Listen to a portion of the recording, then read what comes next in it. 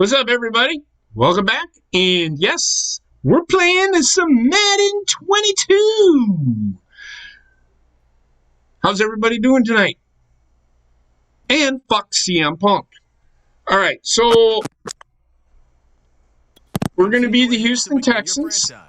Use the options on the left to with me on the show, I have, well, of course, I have Heather sitting next to me. I have Basement, and then I have the birthday boy, Trek. Happy birthday. Thank you, man. How are you guys doing tonight? I'm doing fine. Fuck CM Punk, but I'm doing fine. There you go. So, how are you feeling, Basement? Like shit, but better than I have been. So, count your blessings. I do every day. So I'm not even. I'm really. We can talk about it, but I don't really care. I really don't bother. I don't really care to talk about that much. Yeah, I mean, okay. It happened. I knew it was going to happen, but that doesn't mean that I should like it. I'm just going to say this right now. I never cared for CM Punk. Only him cutting a mouthpiece. And by the way, that fucking pipe bomb that he did. Come on, people. If you don't think that was a fucking work, you're a fucking moron. Everybody knew it. Everybody knew what it was.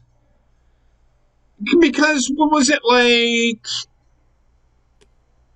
6 months later? CM Punk, who had shit on fucking Triple H. You remember that whole Triple H is making it an unsafe work environment storyline? Well, guess who was standing right next to Triple H defending him? There you go. So don't tell me that fucking CM Punk cut a fucking pipe bomb, because he fucking didn't. Vince McMahon said go do it because it's going to draw eyes to our fucking company. Oh my God. Just like WWE does every other fucking time. So there's that. So I'm just going through here. These are going through the settings. Just want to make sure that everything is kosher. We are going to move. We're going to be the Houston Texans. You've seen that. Here's what we're going to do, though. I'm going to move Houston. We're going to relocate them, but it's going to be in Houston. But we're going to rename them the Oilers. Because I'm not a huge fan of the Houston Texans. And we're going to do a fantasy draft on this. We're not going to keep the team that we have. So, interaction with the chat and the people on the call. Who do we take? I love where the horns have ended up behind the coach. David Culley, the fucking devil. Oh, right? God. Let's make sure. Reorder bonus. Did I shut off the superstar abilities? Yes, I did. See, this game's so much more different because I can hire and fire my coaches in the middle of the season. You'd like that, Basement. Yeah, you gotta fire everyone as soon as we draft them. And close the team up. I can adjust stuff as we go. Can we sell our team and open a wrestling business instead? Oh, yeah. Well, then I'd have to be the Jacksonville Jaguars. Oh no. I wonder how much money it took to get CM Punk.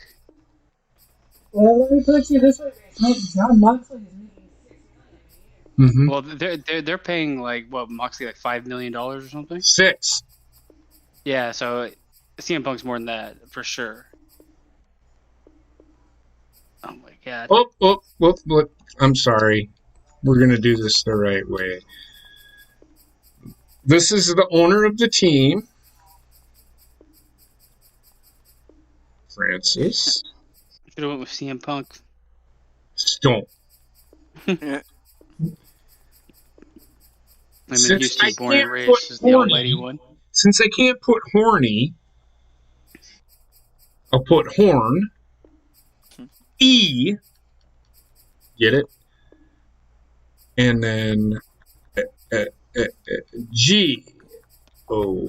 I'd imagine limited dates, Tim, because the guy's not a fucking. You don't want him there very often. I in my don't. mind. If he's an attraction, he's a Brock Lesnar. Yeah. He's a Brock Lesnar. Without the in ring. But Without with the mic in-ring. skills. Brock Lesnar is 15 times the wrestler fucking CM He's the Punk opposite is. of Brock Lesnar. He's the mic, not the in ring. And he also looks like a 40-year-old lesbian. Brock Lesnar can talk. He's just He not. can. It's just great. not. It's not great. All right, so here we go. We have preseason. Do we have to draft a team or something? No, start your. But yeah, draft. we're actually going to draft players here. Now on the clock. Ooh, we get the 26th pick. Well, that's crap. That's all right. Ooh. You have 2 minutes. Yeah, I mean, this is pretty easy. I'm going to take...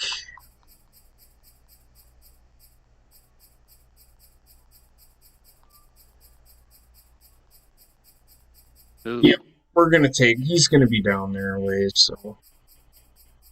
We're going to take Devontae Adams with the first pick.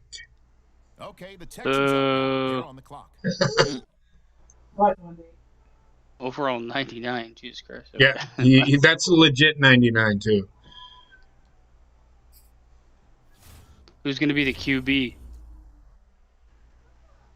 Well...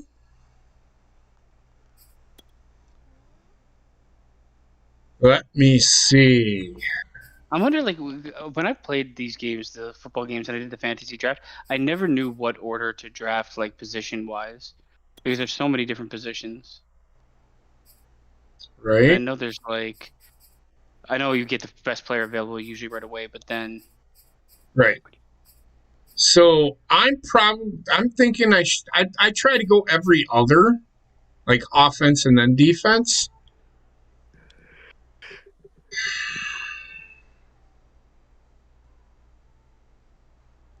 You getting some Khalil? Thinking Khalil... about it. What's his name? Khalil White? No, that's Khalil Khalil Mack. White. Khalil Yeah, Mack. I knew that. I'm going to take J.J. Watt. And the Texans now on the clock. Who do they have their eye on?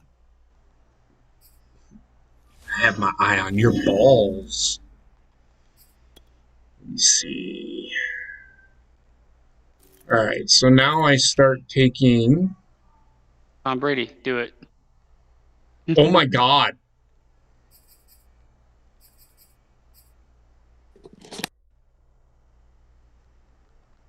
Are you kidding me? Cooper He's Rush. not there? All right, I'm not taking that fucking guy. Because fuck him. Well, it's not looking good then. Let me see here.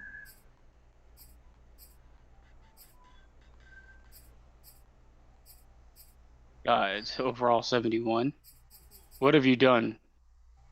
I didn't do anything.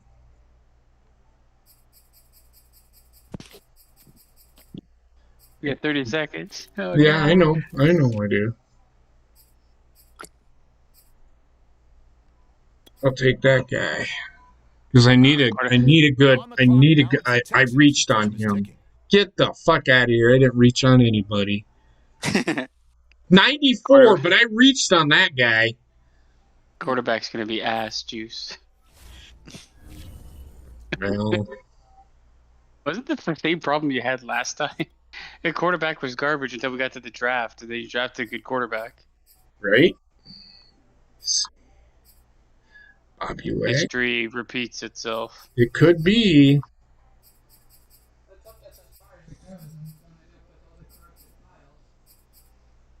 Just get Tom Brady. I'm not taking fucking Tom Brady. I don't know why. Not happening. He's the best of the bad.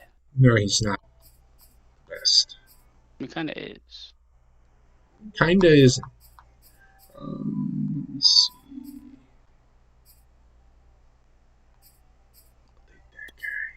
But I reached. I reached on that guy. The Texans. You reach, I teach. He's not a reach. Yeah, I have a feeling it's like go below a certain point on this board. This guy's a reach too, I guess. The Oh, Texans of course, are he's a now on good the clock. pick. The fuck is that? All right, whatever.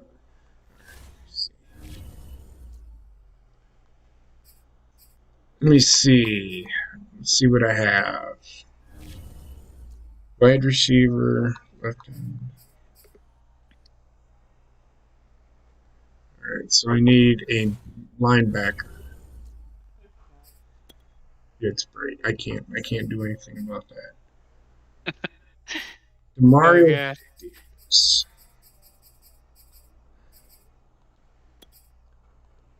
Okay, the Texans up now. They're on the clock. Trent Williams is a reach, but this guy isn't. So stupid. Okay. Alright. Oops, sorry.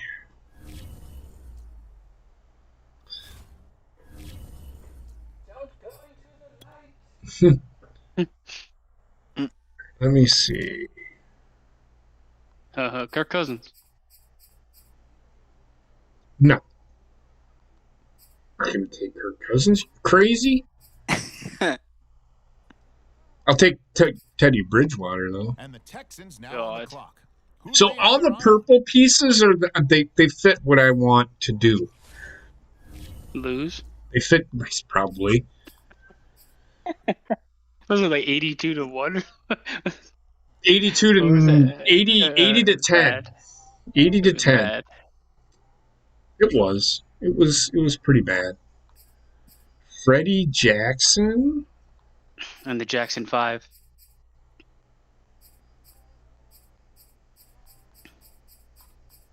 Yeah, see, Alpha said Carson Wentz, but I remember when the draft began, Alpha, and he's like, Now it's the and Texans. we're going to get Time input is from the ticking. chat and the people on the call, And and that hasn't happened yet. that never happened. He's just bulldozing his way through the draft, picking Well- all these losers. Okay, so There's not enough time to really get yeah, input, but yes. So who did I just take? Just took a defensive tackle.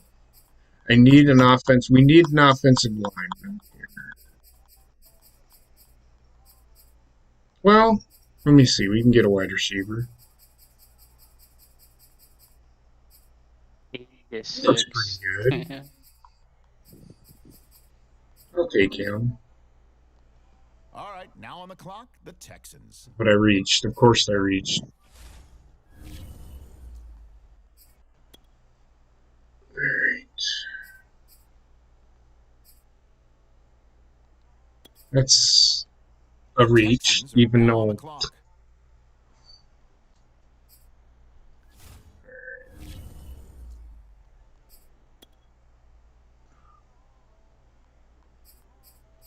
let me see. Who's the tallest football player? I see it wrong. Well, I think it's No, I think it's might be Villanueva. Yeah, it is. He's at 6'9". Well, I mean, I think there's a couple of players that might be taller than him, but You should have just drafted all the tall players in Team of Giants. I don't want a 6'7" fucking running back. Penis?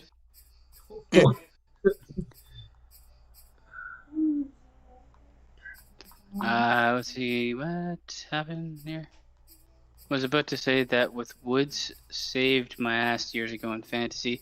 Alpha said the Eagles are stupid for getting rid of who? I don't know. Someone.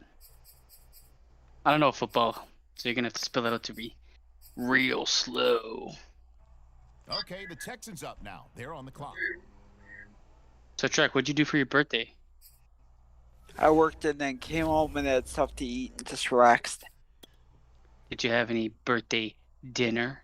Something real good? Yeah, Chick-fil-A. Man, I was talking about that today. I want to try it. The Eagles are stupid for getting rid of Carson Wentz.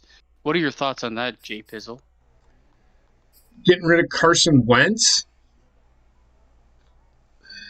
I think it was a stupid move. Carson Wentz,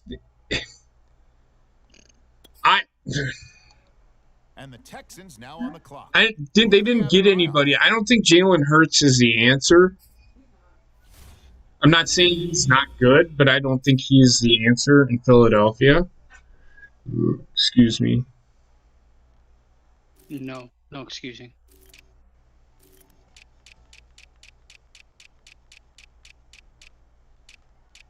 Are you gonna do anything for your birthday, Truck? Anything wild? Are you gonna do anything wild for your birthday? No, like I work celebrate on Sunday. By working Saturday and Sunday? Yeah. I was working and selling tickets for SummerSlam. SummerSlam. I'm glad, like, here they finally put the WWE pay-per-views back in theaters. Like, for the longest time they had removed them. That was a really good way to watch. Yeah, they had been gone for like 15 years, man. It was a good way to watch it, especially when you're younger, because you get like the audience, which helps a lot. When you're a kid, I don't know, I enjoyed it. I used to watch it that way when I was like 15. Alejandro Villanueva. Oh, is he giant? Yeah, he's 6'9". This guy's 6'6", close. And he's younger. Well, let me look. Yeah, he's younger. Yeah, Tim, they got rid of it here, and I mean, like in Canada, we get very rare WWE events, maybe like twice a year or something. So like going there is not like very rarely an option. So fuck, the theaters were pretty cool.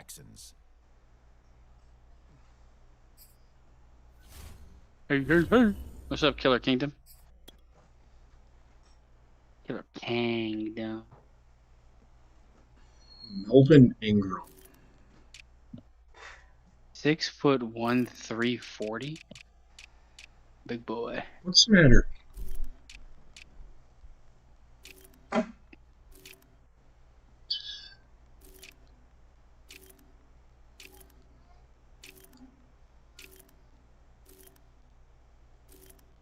the hell is happening?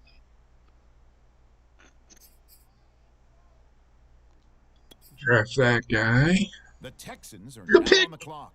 Ooh, he's ranked 473.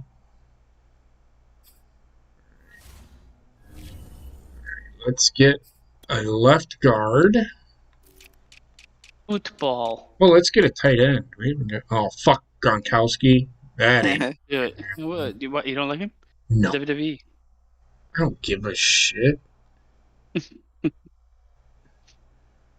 Hey JP, did you see the guy from the Bucks purchase ownership stake in the Brewers? Yes, I did. Giannis Antetokounmpo is part owner of the Brewers. Oh, seriously? Nice. Yep. Yeah.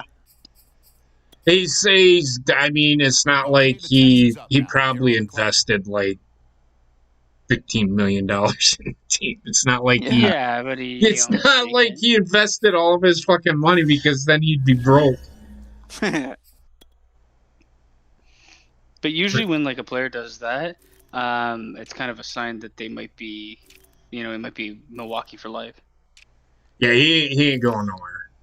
I don't see him actually going anywhere, to be honest with you.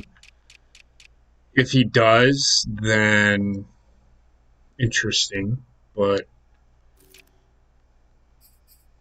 Carlos. Yeah. And the Texans now on and apparently Jeopardy needs a new host if anybody wants to try out. Yeah. I don't know what this whole like controversy is with Jeopardy host.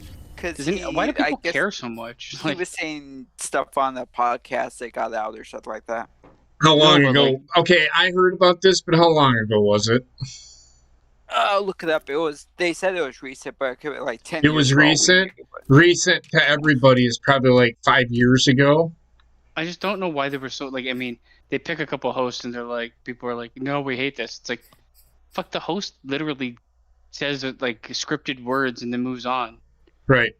Who cares? And how many people are actually still watching On the Jeopardy? clock now, it's the Texans. And There's a Number lot one of people. game show.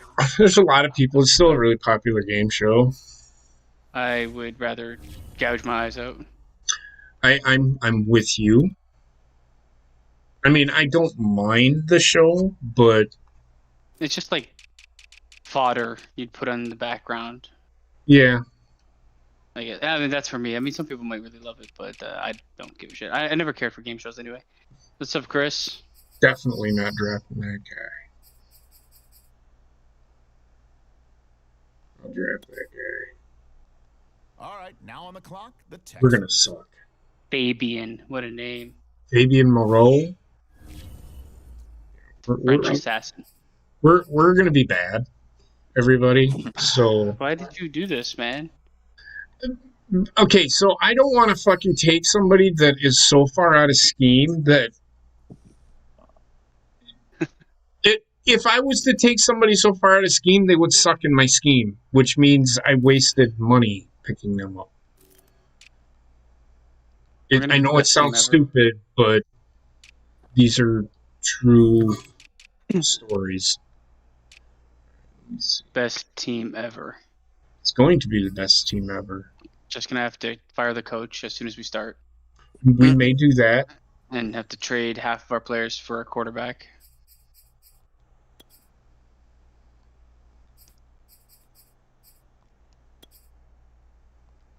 The Texans I reached. now on the clock. I didn't reach, but whatever. All right.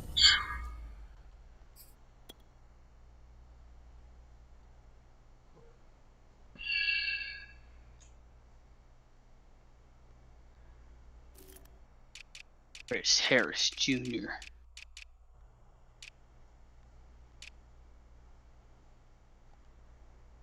All right. Right outside linebacker.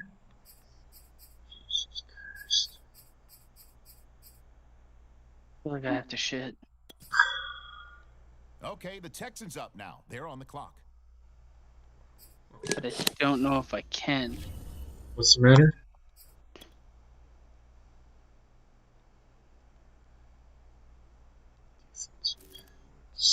Let's go with a wide receiver. I kind of want to run Demi Lovato over with a car. Can I be your passenger? Like this woman is just so irritating in every way that I've ever seen. Right. And I don't know her, but like anything I ever see about her is her fucking bitching and complaining that I don't know what I am. I'm a gender fluid, and acting like a fucking bitch half the time. Right? Okay, so Nice. the podcast he was on was like And the Texans now on the clock. 7 or 8 Who do years they have ago, their so eye it on? wasn't recent. But, So you who know, people cares? looked up for it. Yeah, So who cares? yeah. I should just put like the special needs kid as the host of Jeopardy. Well, they wanted LeVar Burton, and then they got pissy when they said no. Everybody I hear got like pissy. From what I heard, he had like the lowest ratings of the shows, which is why they didn't use him. Well, they want the other one to step down. Miam Bialik, whoever her name is. They want her to step down too. He's kind of like got this face that I don't like. On the clock now, it's the I Texans. don't know. and time She's is ticking. like, I don't know. Well, she's not even give a regular host. She's just gonna be there for a celebrity and the tournament stuff. That's it. It's just special edition. So people get mad. I'm like, just let her do her job. It's not All bothering right. anybody. So I let's hated get, Blossom. Okay, that's the problem. let's get a kicker. Justin Tucker, because he tucks Yeah, his penis between his legs. I'll draft All right, Justin now on the Tucker. clock, the He's Texans. good kicker. So Most basically, ac- it's like a Silence of the best Lambs kicker- situation. It is. He tucks his penis between his legs in the shower room and runs around, and all the team tries to grab onto him, Punter. He's plug him. singing "Goodbye Horses." This is the ritual of the Houston Oilers. The oil them up first. They try to slide between those big man cheeks. Right? I'll draft this guy. He's good. The Texans are now on the clock. There's a tall guy for you, basement. Looks like Steve Nash. All right, let me see here. Josh Lambo. I know, what a name. It sounds like a made up fucking human being from like a 70s action movie. My name is Josh He's Lambo. Keenum. They're on the clock. Even his dick would have a mullet. Right.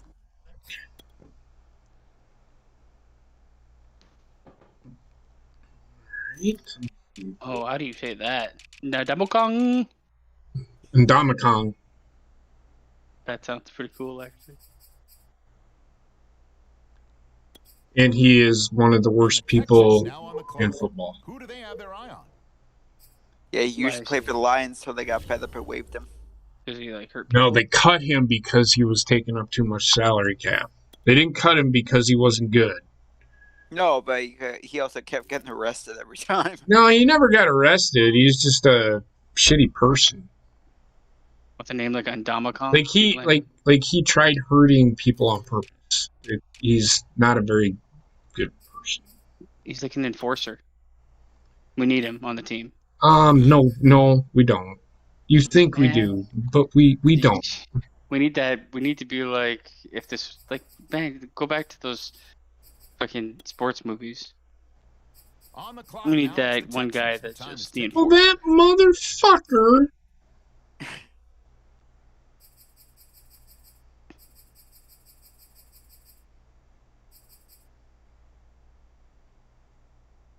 The fuck Why do they is make that? them all wear white shirts?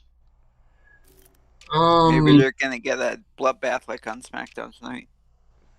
Who cares? Oh, so it was a bloodbath. It was a brood bath. You can't say blood on there.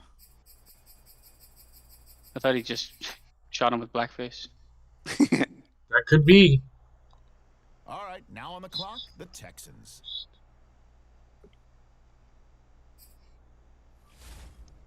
The Necronomicon. Let's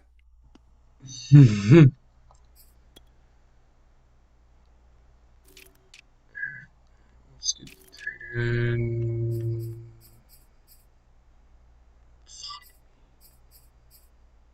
This guy's good. The Texans are now on the clock. He reached. Probably. Around. Yes, Rusty Trombone. That's a possibility. Make your selection.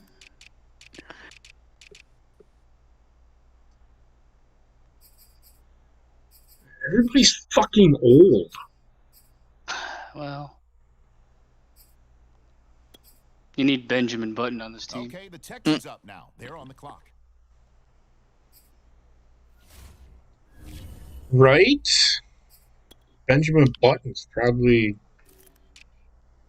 good pick here.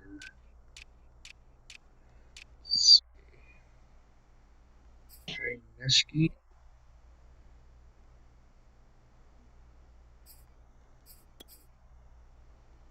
And the I love. Texans now on the clock. You should have Who do drafted they have Greg their eye Little. on? Guy's like 6'7", 500 pounds.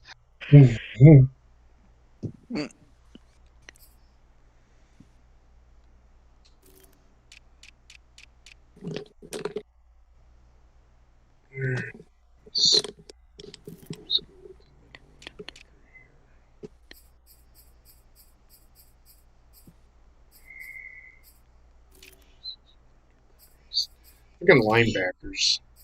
Suck.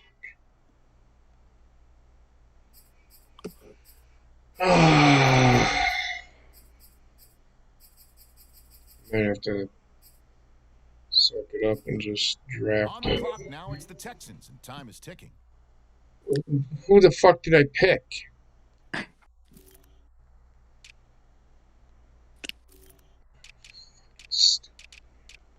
You should just let them fucking pick. I mean, Jesus fucking Christ.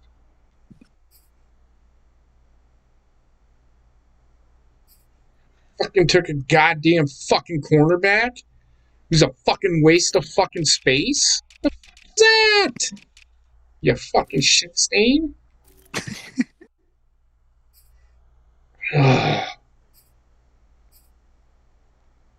Take that guy. All right, now on the clock, the Texans. Christ.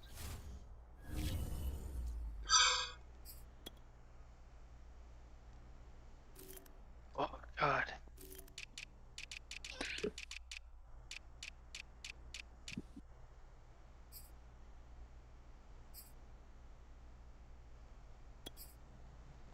The Texans are Vontez, now on the clock. Vontez. Perfect. What a name. Vontez perfect. Yep.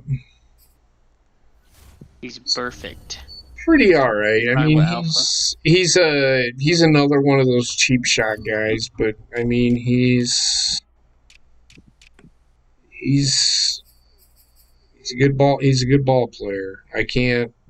He's very talented, Okay, but the Texans he up has now. They're on the issues. clock.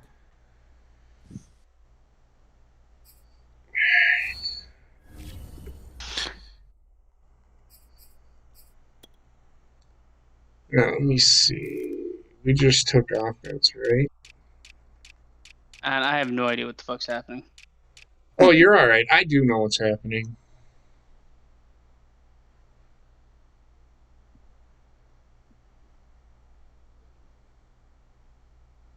Deshaun Gibson.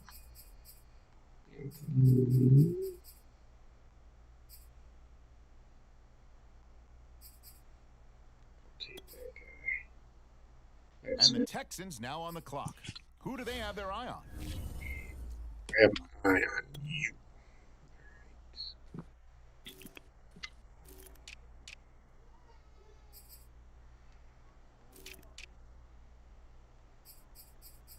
See. Fucking A, man. Like,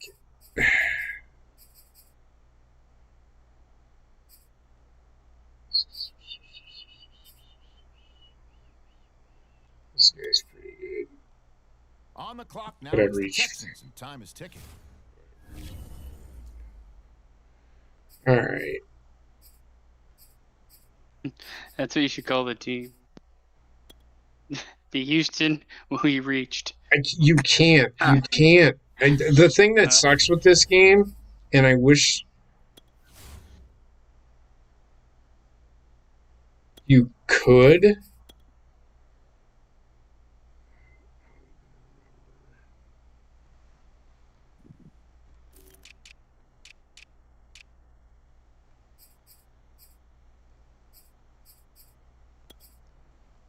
All right, now on the clock, the Texans.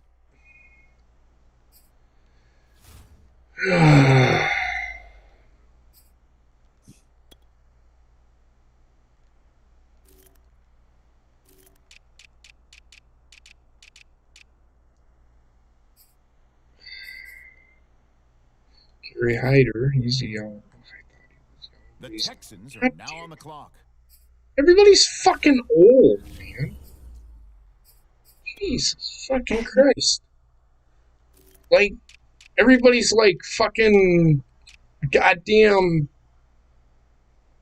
Ric Flair in this game. All right. Eating pussy. Yeah, let's not talk about that anymore. That was great. But it wasn't him. I don't know why No. people are up in a I wish it fucking- was. Up Like, in a, and everybody's like looking to see why Ric Flair is trending. Oh God, no, or something like that. Start laughing like, jeez. Okay, the And then Texans people up started now. putting They're it on the clock. everywhere. Hey, look, it's Ric Flair at the back of AEW. It's so good.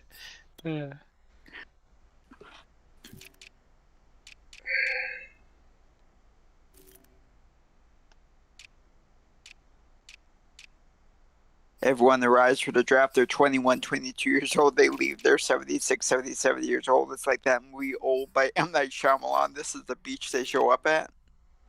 Let's make a team Right? of fucking elderly. That'd be a good story. They overcame being geriatric. And the Texans Jesus now on the Christ, clock. Who man. do they have their eye on? Lose 82-0. All Well, that's probably gonna fucking happen a couple of fucking times. All right. You gotta believe in yourself, and you can Oh, achieve anything. I do. I don't think you do. I do.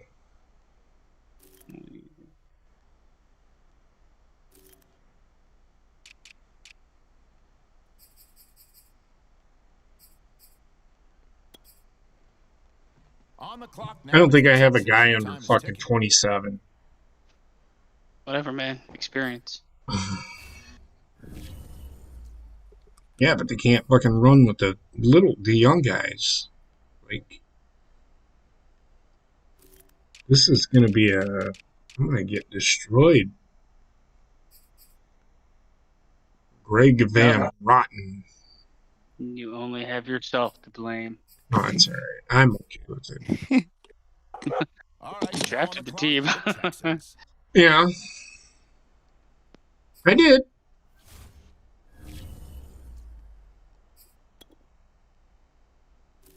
Man, they got that fog machine working overtime. Yeah, it's pretty fucking annoying, if you ask me.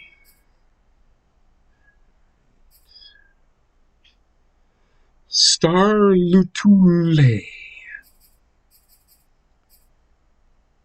I'll take Corey Leggett. Whatever. The Texans are Username. now on the clock.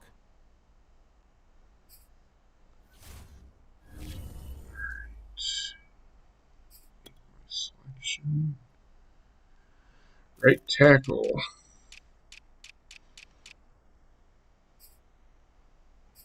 Marcus Cannon, who's 33. Jesus fucking Christ.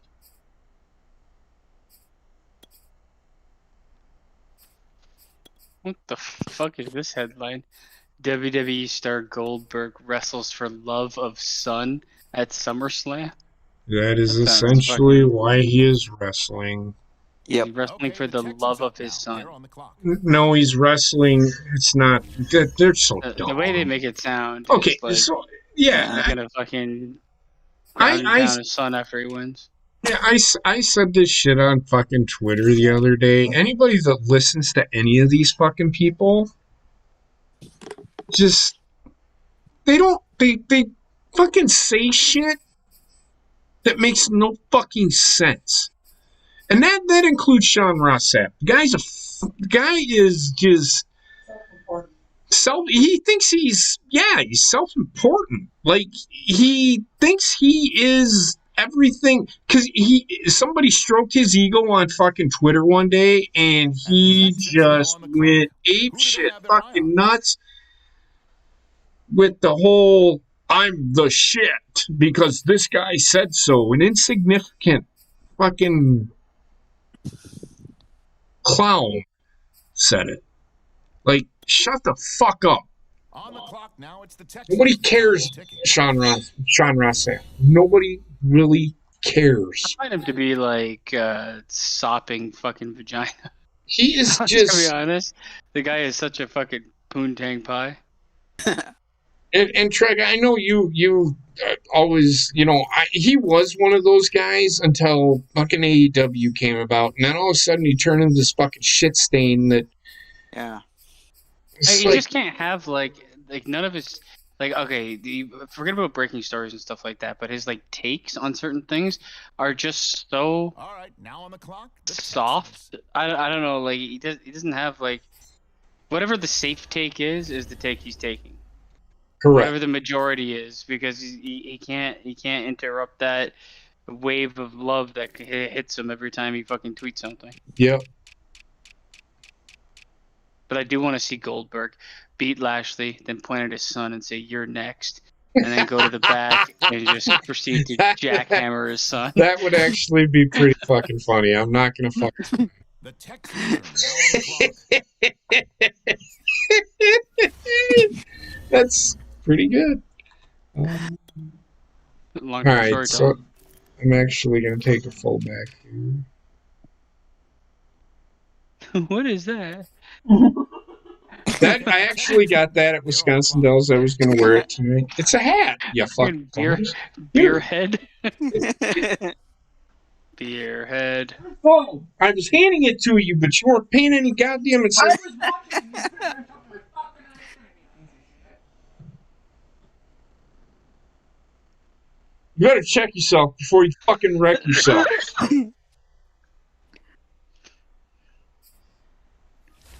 I want to see this match at SummerSlam. What match? JP versus. You are just you're oblivious right now, aren't you?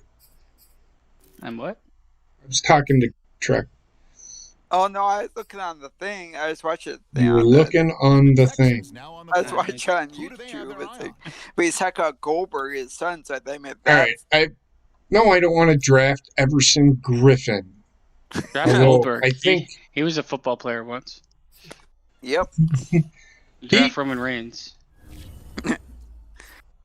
I'm going to The Rock. skip ahead and end the draft.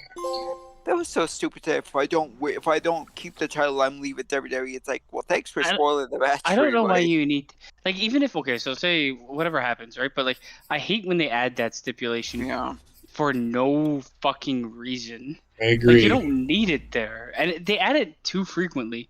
It happens 2 to 3 times a year for some fucking stupid reason. Yeah. All right, did that really need to be added? Because now it's I hope he loses and fucking leaves. Who, Goldberg? I think he's winning. Roman Reigns. Oh, Roman Reigns? Yeah. I hope he loses, and then they're like, well, what do we do now? What I think's going to happen is he'll probably win, and then someone will cash in. Biggie cashes in. Well, I think what's going to happen is they're going to have an impromptu match, and fucking Baron Corbin and him are going to have a match. Baron Foreskin? Yep.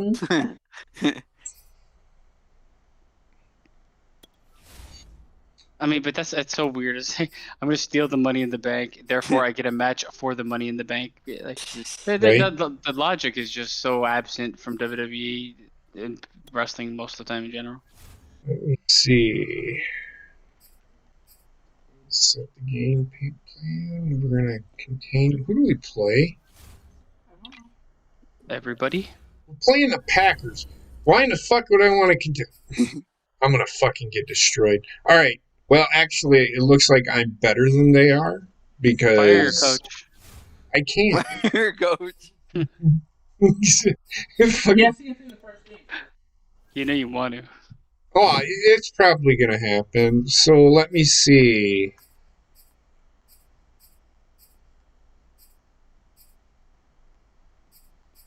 Actually, I'm going to defend the inside run.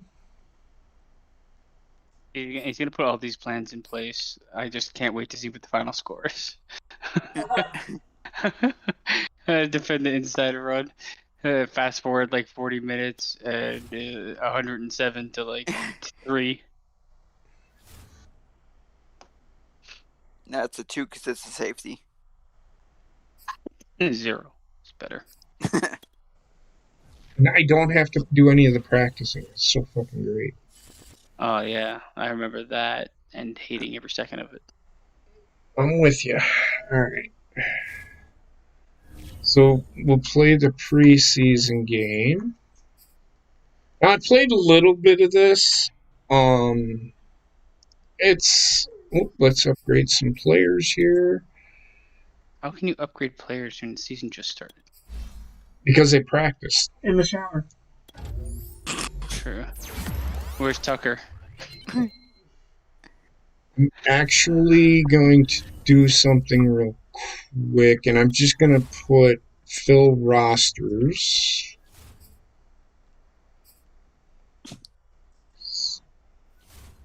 Well, if you look at it, I only have 54 players.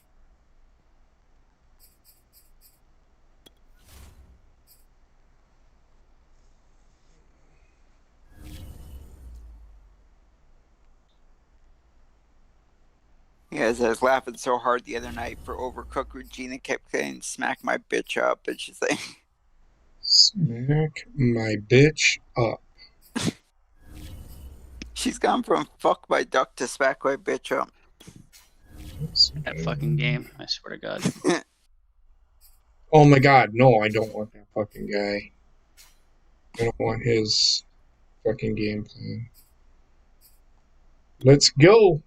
Here we go. Franchismo. Welcome to week 1 of the NFL preseason, where the rookies of today hope to become the stars of tomorrow. The camera It's guy, the you need to get Texans up. and the Packers, and it's coming up next on EA Sports. He's a fucking quarterback. That is not Jordan Love. That's Jordan Love is Jalenson. Historic Lambeau Field, fittingly it butts up against Oh god, these two are still doing Green shit. Bay, Wisconsin.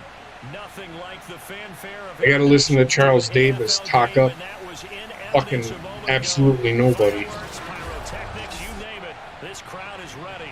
As their guys Is get Coach set still to in the game? match up between the Houston Texans I hope so. Yes, he is. He was the one bright spot. It's a one bright spot. What's funny is because JP goes, shut up, coach. Through the spring, now into the summer, and football finally back. And during that time off, Tagovailoa, our vacation time, that's the quarterback. but admit it, you're the same as me. When you were I don't know if working that's a out, when you good were doing thing. things, you thought about football, didn't you? And you Your couldn't wait to be quarterback back up again? here again. No. If Tagovailoa was on my team, I'd get rid of his ass. Then he'd fire the coach. Then I'd fire the coach. Look at this guy. And he needs a couple more fucking sweaters. The fuck was that guy wearing? 18 What fucking was the t-shirts? glitch? Well, go get me a drink.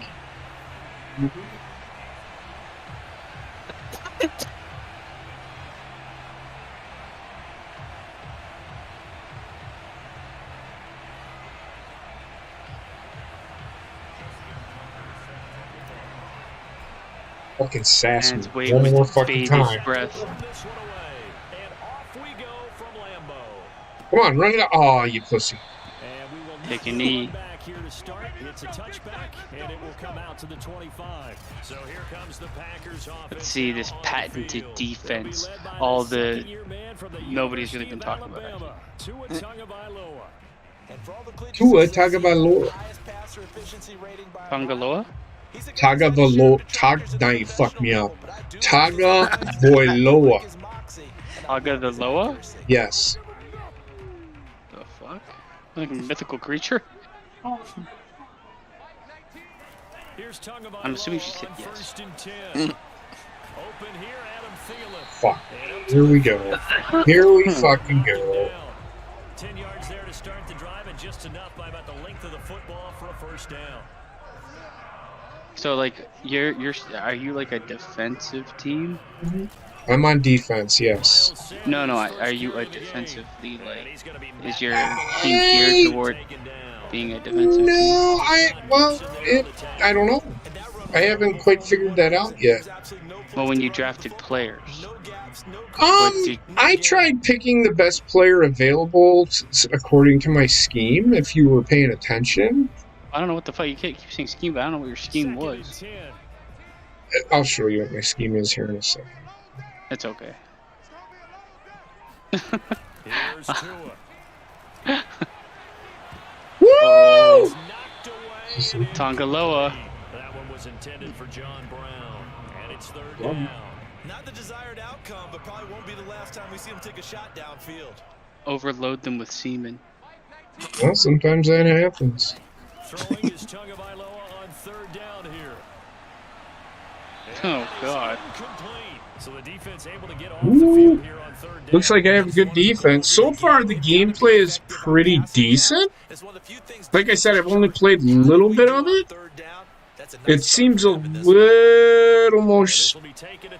Well, he just got fucking lit up. It looks a little smoother than 21. So, in this game, you can also... What was it? The performance mode? You can do two things. You can either have it not... the frame rate go well or run smoothly. Shut the fuck up. The frame rate, I swear to God. You can have not the frame rate go well. Me English?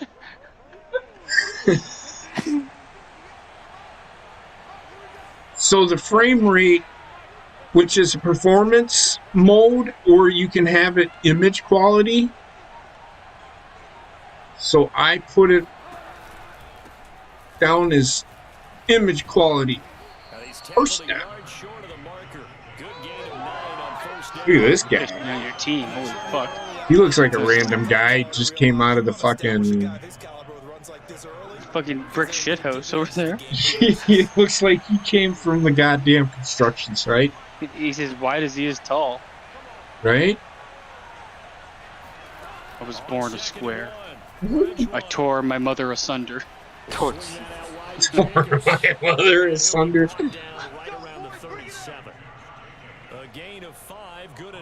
Put me in, coach. End racism? Yep, that's always gonna be there. It is what it is. I'm not gonna fucking.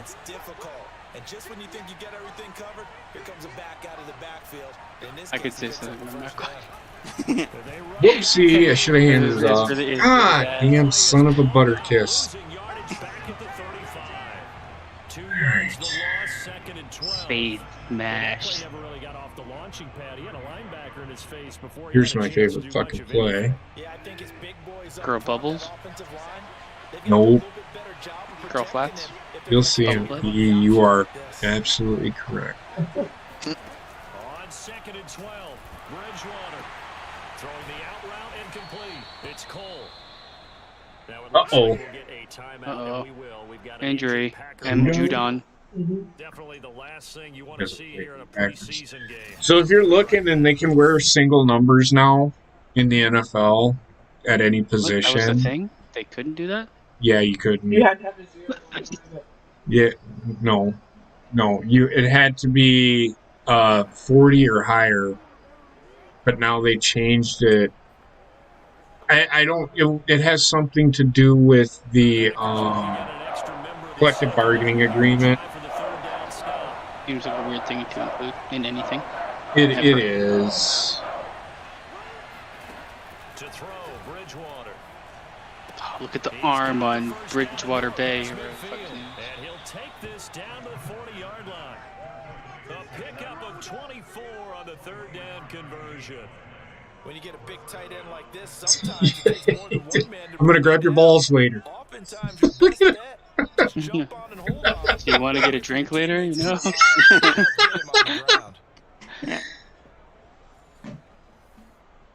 Let's do the 95 Willie. Well, it looks like this play might actually work.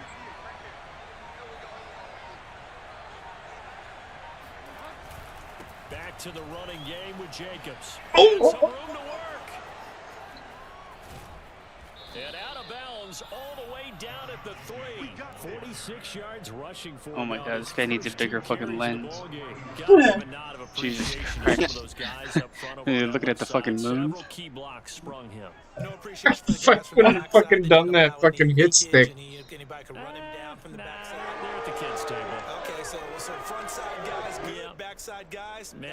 Honestly, your coach is doing the t-shirt challenge. This man has every shirt on that Walmart offered. He does.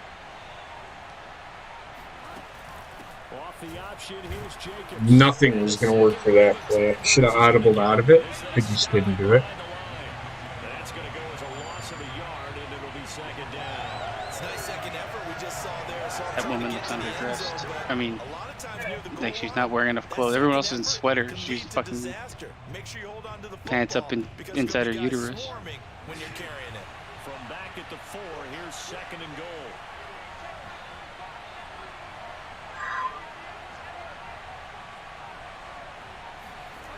Off the play fake, Bridgewater. And that is caught. Touchdown, Texans. Could be 4, but it does that. It's only in Green Bay. Their fans. Yeah, it's yeah. You can. It's a taunt thing. For them, really, you force the punt and then you go down and score. I wish they shanked you. You got to see a fist pump on the sideline from the head coach, don't you? Because he's turned into his bench and he's telling his team, This is how we prepare. Force the punt, go downfield and score. I'm nervous. I told you guys, it's just like a boxer in the gym preparing for the fight. Now we get to turn it all loose. Tucker. They're able to connect on the extra point. And God, it's now someone's a getting 7-0 butt fucked game. tonight. So that drive in total 8 plays, and it results in the Texans finding the end zone. Tucker now to kick it away following the touchdown.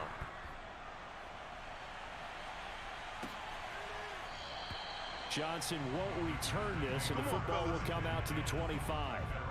The Packers offense here coming back out for their second drive. Oh. Last time they had it, what steps, Charles, you think they have to Yeah, take I to hear make sure you. they don't do that again? Well, let's just go to the football 101, the trade expression What? 101. Treat me right, and I might fucking get your juice for you. 7 yards on first down and make it a 2nd and 3, 2nd and manageable.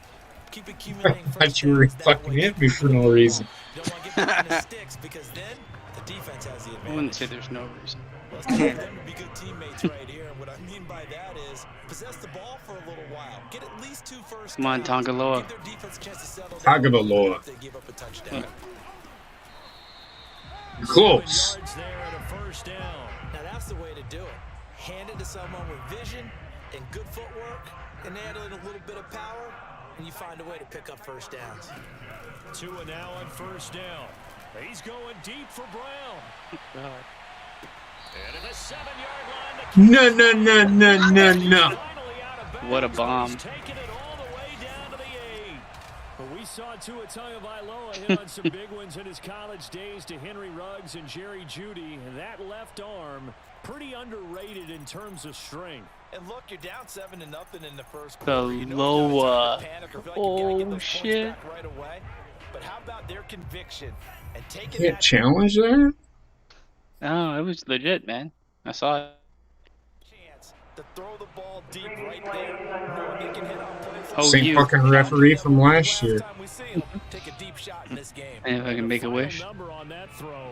Boy, it traveled an even Yep. 69. They did it. Yeah, it looks like he did catch it. 4th of challenge. This was a big The play. real McCoy. The totally naked.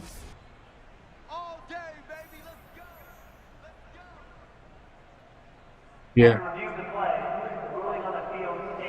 So the Yeah, eat a challenge there dick. does not go their way. This will indeed remain a completed pass. Tagovailoa working out of the gun. Does Joe Biden look like a potato to anybody else? He is a potato. Here before he's out of bounds right at the 3. That'll bring us 2nd and goal after the game. I mean, there's just no two ways about it. The motherfucker is a potato. Oh, they go with a Great, I saw him tight end speaking kick Oh, look at today. this! to the end zone. Head was peeling off. It's out, and the Texans scoop it.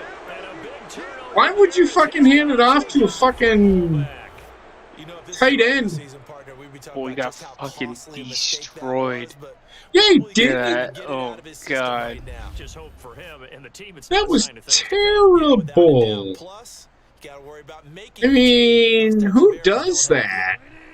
Tongaloa. That wasn't. Who? On the ground, it's Jacobs to start the drive. And they'll get him down after a pickup of 8, 2nd and 2. Well, they're making an effort to get the ground game going tonight. So far, it's working. I like what we're seeing from the offensive line. They seem to have the leverage going, and they're controlling things and reestablishing the line of scrimmage, moving that defensive front backwards. But also like with the A runners away getting team this has too. It infinite appears that he's been stamina? waiting all today Infinite. to get out here and take off. What do you Yeah, mean? And that'll hurt Ridiculous. the average a bit, as this time they're able to get him behind the line. That was his ability, or X Factor. Oh, well, I shut that off. Diagnosis. Here he correctly sets his run. That's just letting you know that he has that. But I shut all that off. Because I fucking hate. It looks like the Packers have added an extra deep They're ball. unrealistic as fuck when it comes to the.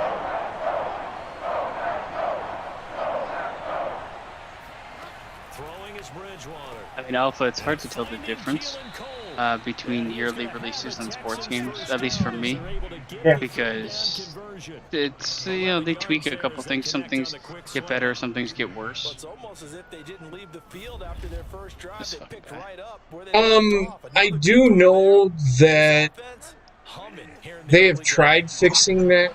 It's a glitch, and they've tried fixing it, but they can't.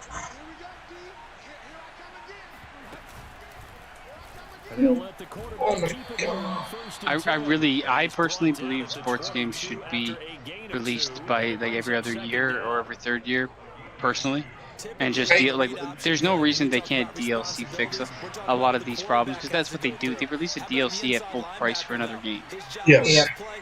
Yeah. and it's highway robbery. Did it to perfection.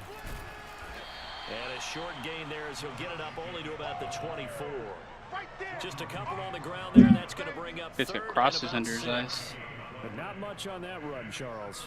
No, that's exactly the way to execute a run blitz there. They guessed correctly that they would move. Single safety. Because you can upgrade visuals, and you can upgrade everything that this game is upgraded On third with down, DLC. Bridgewater. Looking deep for Adams. Hell, then it should be like, you can price it if you want to, but don't price it at full price. What Jesus. a catch. That's Devontae Adams. Pretty good play by both the thrower and the catcher there, Charles. Third down, showed a lot of trust in his receiver. And what I liked about the play was his receivers understanding that everything Bombs over wasn't Baghdad. on time Yep. back in the pocket. Rhythm was off a little Bombs bit. over And I Baghdad. saw the video of the people like trying to climb on the plane in fucking Afghanistan. Uh-huh. Like I'm like, A real field I was favorite kind of like there as all of a confused sudden they've got as to Wait. why you would do that, unless the alternative is if you can't get on I- that plane and you get killed immediately. Basement, I hear you. To us, to you and me, you But, sit like, there. it's- To you and me, you sit there. Well, not me, because I can understand it. To you, 1 yard on a first down run. Really interesting to see to you and me, and I'm going to say this because I do understand. after gaining only one on You and me, they. Why would you do that? Well, you have to understand. Oh shit! Fuck me right in the asshole. You have to understand what these people have gone through. They would do anything to get the fuck out of there. That regime that took over is the exact same regime that they had before. But this is why I don't get why, like, okay, so like here, like watching it, like I know I've done some research at least on what their regime is and what they want to do, right? And a Yeah. lot of it's fucking terrible. It's absolutely terrible. It's so backwards and weird. But like, at the same time, like the media isn't really portraying it that way at all. They are Right. portraying it as like the Taliban will be a legitimate like leader of a country, which is fucking weird. I'm like, you can't portray that and then show me images of people clambering on a plane actively knowing they're committing suicide. Because in my mind, if I'm going to actively clamber on a plane while it takes off, knowing I have no chance but to fall 500 feet to my death, I'm thinking the alternative is also equally, if not way worse. So, like, I hear you. there's two stories being told. One is way more telling than the other. The other is just lip service. But, like, these people talking about, well, we'll work with the Taliban. No, what the fuck? Whatever. Oh my god. No, I hear you. So, look, hey, Matt Damon. Matt Damon's at the game. So, Matt Damon. actually, that's John Cena. But, so, I had the last, last time that the unit that I was assigned to got deployed, I didn't go over with them. But they were in Afghanistan. And if you want to tell, and this is just in general, this is one of the things that I wanted to talk about. Heather met them last week. if you want to tell the guy that was walking, doing a route clearance mission, which turned into a area clearance mission, who is now walking around on 2 prosthetic legs, and you want to tell him that it's going to be okay. We think the Taliban is going to actually comply with what we want. You probably would not want to be in that fucking room with that person. What? And okay, so I'm going to say this, and I'm not going to fully blame Biden, but I am going to blame Biden because he is the president. He could have very easily have said, we're not going to fucking do whatever agreement that you had with the previous administration, that doesn't fucking exist anymore. He could have easily done that. The only reason he didn't do anything is because so that way if shit went down, which it fucking did, he can say, well, it's his fault. It's not my fault. That's why he didn't do anything. So he didn't change anything. So that's where Biden is at fault, Donald Trump is at fault, And Obama. and Obama, fucking Bush. My question to you, I guess, is like, I mean, it'll go back way towards like, I mean, going there originally, but like, how long do you stay there, knowing, in my opinion, you're kind of throwing good lives, good people, good time after nothing? Because I don't think. Do you think they would have ever like really accomplished? Like, well, now that we know that they just fucking we're upping and leaving. Well, there was a way to do it. There was a way to do it, and I'm not a strategist, and I'm not. It just seemed like, I mean, Biden seemed like he was blaming the Afghani government and people. Well, it's easy. That's because it's the easy thing to do.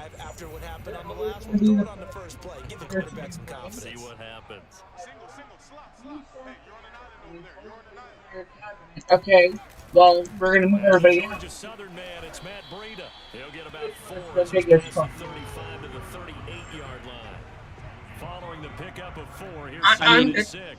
I'm not a strategist. He's not the only president that wanted to leave. We all wanted. The idea to leave was there a long time ago. So it's not like troops wanted to stay over there. There was a way to leave, and this was not it.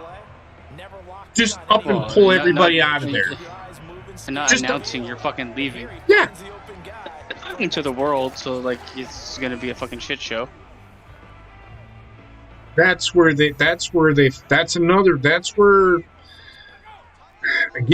Biden failed, man. On 1st and 10, it's Griffin.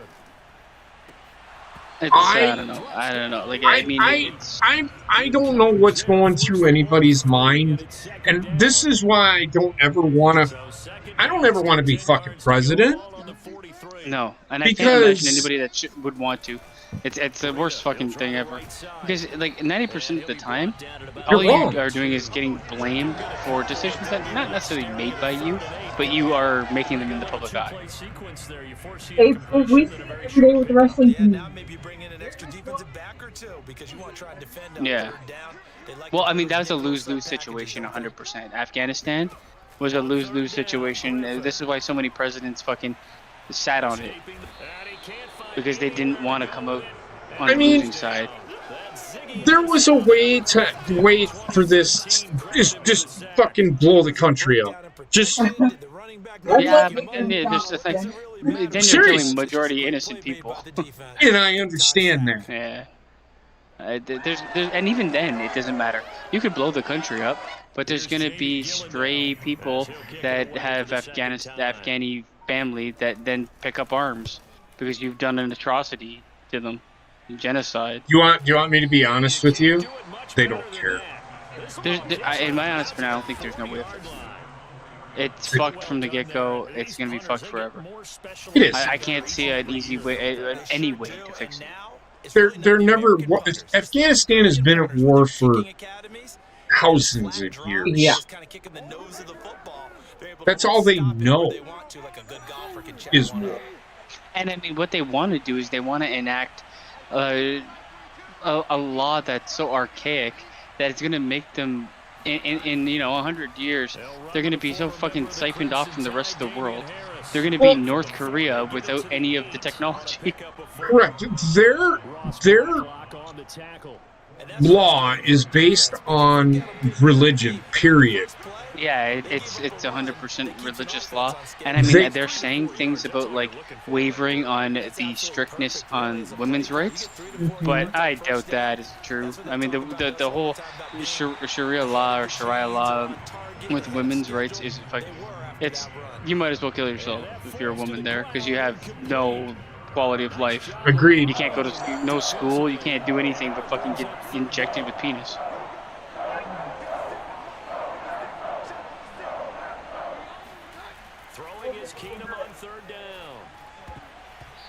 I honestly, I personally think we should just leave these people the fuck alone. I think they should have been left alone from the get-go, but it's when the war on terror began, that wasn't going to happen. Oh, no. Right? It was way too long, and there's no rhyme or reason anymore. And it's the thing is, you see atrocities because it is an atrocity, but you can't do anything about it. Appeal to the vanity of your offensive line. Tell them that they control your fate. Leverage guys. Win the line of scrimmage. If you do that, you start to win first down. You win second down. And guess what? You start accumulating first down. And that's what they need in order to not punt the ball again. No, China can fuck off. China can fuck up. Afghanistan can, it sucks because it's the rule that is destroying them. China is super powerful, but like when it comes to Afghanistan, I just see them folding in on themselves and becoming this like closed off nation of where atrocities happen. Correct. Like you're basically being born in hell if you're a woman born in Afghanistan, in my mind. But I want to keep everybody in mind, yeah, Biden is incapable of his position. But if Biden does leave, then you've got to deal with Kamala Harris. Oh, you don't want her either? You want to impeach her or you want to get rid of her? Well, if that is to happen and become an actual thing, Nancy Pelosi then becomes president of the United States. How many people? I would have the lesser of the three evils and keep Biden. Right now, Biden's the right choice. Kamala Harris is Justin Trudeau. She is the exact the fucking will shed her skin and wear anything to appease anybody, and no matter what she said or done in the past, all is forgiven because she's willing to get on her hands and knees. And no matter who it is, everyone's great, everything's great. I support everything in the world. And then when shit hits the fan, she turns and runs the other way. It's the last person you want in a leadership role if your country's in turmoil, because you're fucked. Touchdowns in the red zone twice already. Here comes third and goal. Well, I can't move over any further. Got his man complete over Yeah. the middle. It's Lee. Jesus Christ. Pickup, not enough. Fourth down. Yeah, but I mean, in the end, hopefully Biden lives long enough to run through his presidency run. I hope so, man. Because the guy looks, I mean, the guy's a fucking husk of a human being already. You're correct. It's, held him to a field goal. I don't know, man. I mean, Afghanistan has been at war for thousands and thousands and thousands of years. They're just a warring nation. They won't, but they're like, it's not even like, it's like a squabbling warring nation. Yes. If that makes sense, because it's not, it's not the same as like any of the big nations that have developed. Like, I mean, the thing that I don't get, it's like the smallest guy on the fucking playground picking fights with everybody else, knowing that they'll never fully kill him, but because they can't. But why are you doing this? Yeah. I don't know. We'll find out if Biden, if that was the plan or not. I don't know. But, and I'm talking answering Killer Kingdom's question. Who knows? You might be right. Originally, Killer Kingdom, I thought like the idea was to get Kamala Harris as president because that's really what they wanted. But it might be wrong in the end. Biden is still up and running, kind of, and who knows if he's going to be reelected. I mean, the Afghanistan thing is one thing that could go real. It can really sour his presidency run. They'll get 9 out of that one. As a result, the drive continues. A little football 101 there. You just see the receiver try to run down the defender, meaning he goes right at him. He's also disappeared in terms of talking.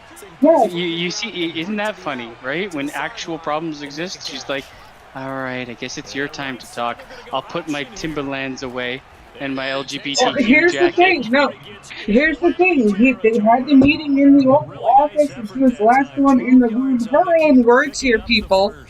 She agreed with the president. She's like, yes, Mr. President, take the troops out of Afghanistan. But hold up. While you do, I'm going to run to Singapore for a little while with half of my staff that all don't like each other anyway. So have fun with it. It's a shit show. Everything's a shit. Yeah. I mean, you got this there, and then you got COVID-19 back at home, and those numbers all over the place, and people. It's not COVID-19; it's the Delta variant.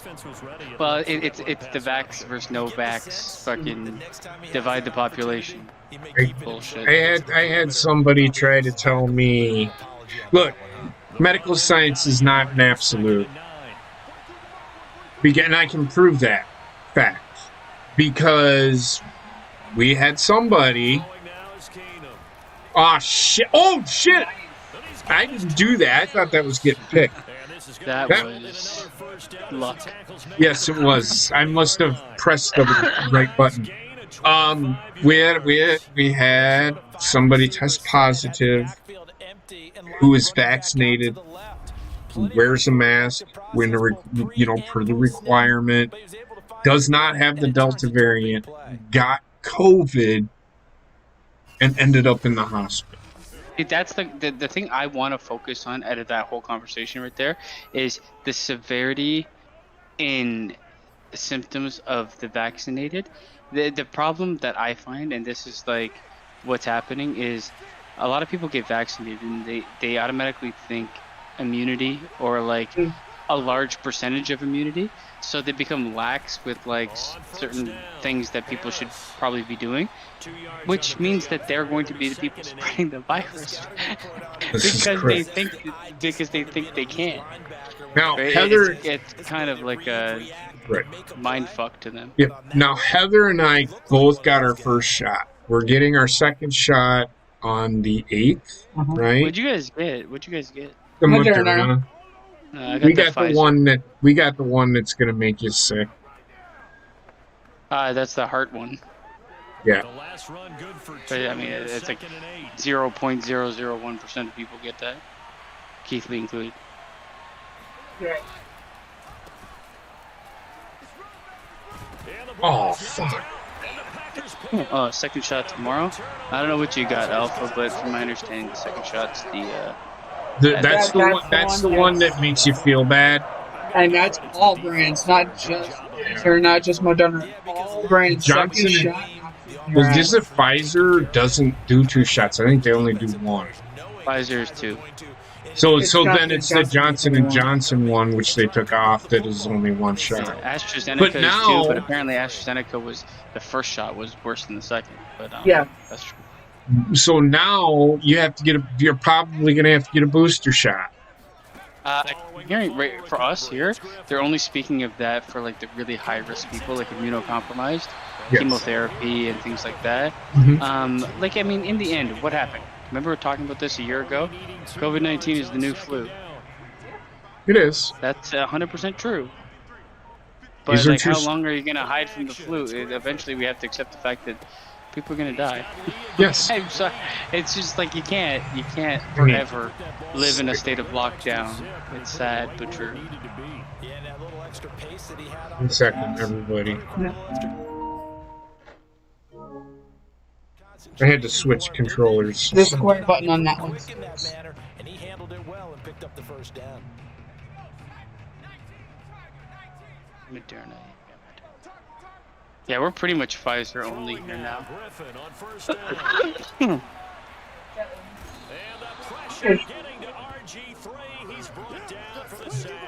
What?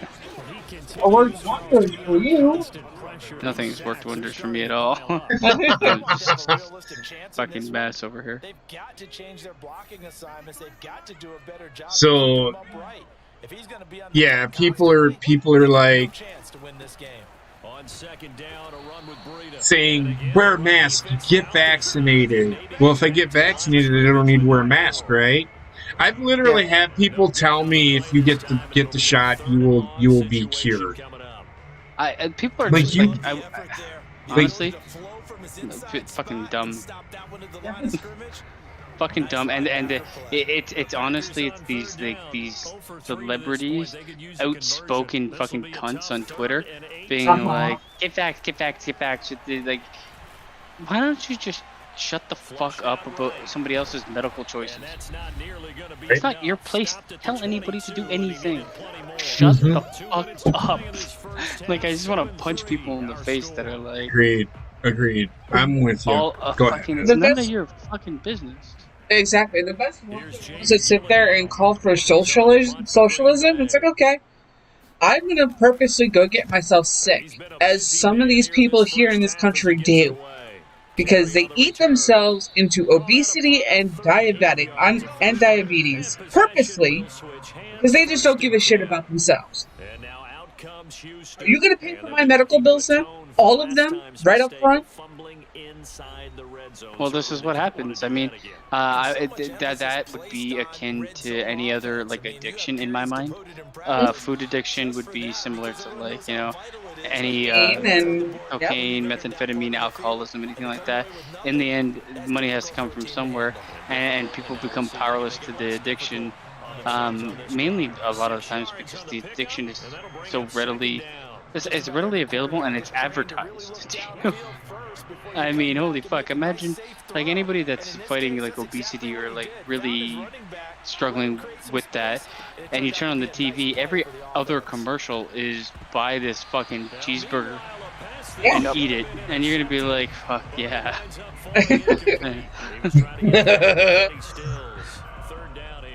Trek, what do you think? Did you fall asleep on me? No, I heard him. What do you think about all this shit? You don't.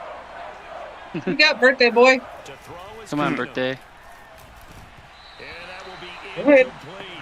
There's people pushing to do this, do that, do this, do that, and then people blindly follow them like they don't have a mind of their own. No, I mean, you're right, but what do you think about all of it? What do you think? I think people need to learn to make up their own fucking mind. Well, some people do, but so where do you stand on all this? First of all. And looking at this situation, Charles, you got more than a minute. You've got all 3 timeouts. Probably no need to play this. I mean, I can lead you in, sure. On vaccinations, I will get vaccinated because I think whatever benefit there might be to it will outweigh the negative that could happen to me for getting it. Right. That's why I will get vaccinated. That's So, how I stand I on got it. vaccinated because I have a 3-year-old girl sleeping in her bedroom right now. And if that's one way I can help protect her from getting sick, it is what I will do. And I also Give a shit see about where myself. it's going here in Canada, and we're gonna need to be vaccinated to do anything. And in order to see my nephew, I need my vaccinations, and I respect other people's needs. And like I said, if people want me to get vaccinated to see someone or do something, I weigh the good and the bad, and the good far outweigh it for me to get it than not. That's how I stand on it. And I know, Trek, you got vaccinated, so I don't know if you stand the same way or. Yeah, I did it so I could be able to work and to be able to see people I need to see. Okay. Now, if I didn't need it to do any of that, I don't know. So, that being said, do you think it's right for other people to tell you, hey, you need to be vaccinated to go to work?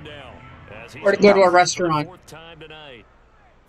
I do think, depending on the work, a mandatory vaccination policy is more acceptable to me.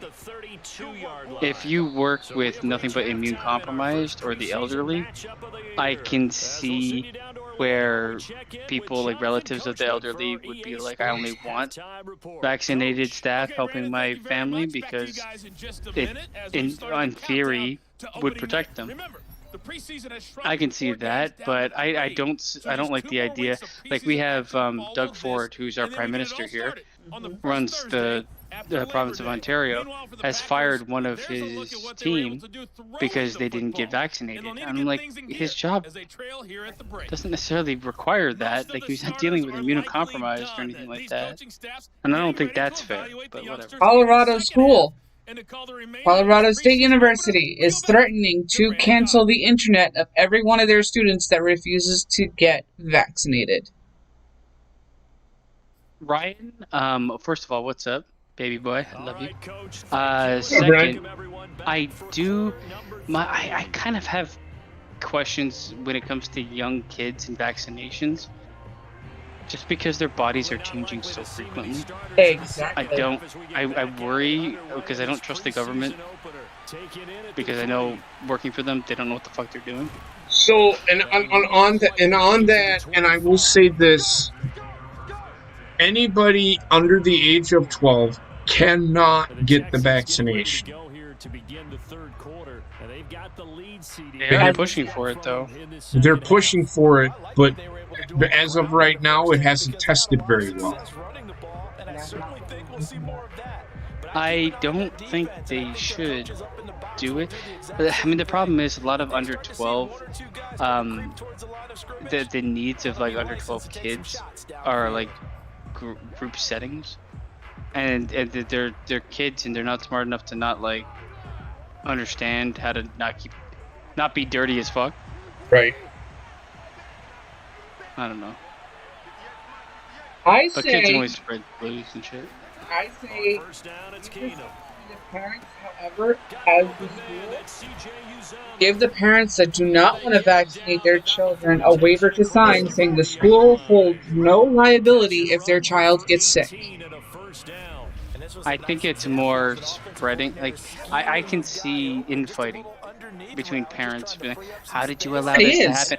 And they're obviously going to attack the governing body, which would be the school in this, right? Not the other parent. So that's the problem. Well, that's the thing too, Killer. The long-term effects, we have no idea what they could or would be. I really wish they were a lot more transparent medically, and like, I don't care if it goes over a lot of people's heads. Make it acceptable, like, on the television.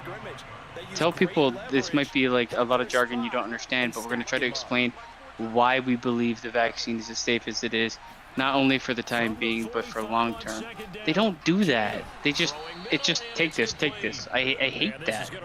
I hate being told something but not explained something. Just his second catch of the game Agreed. so far. This one moves the chains.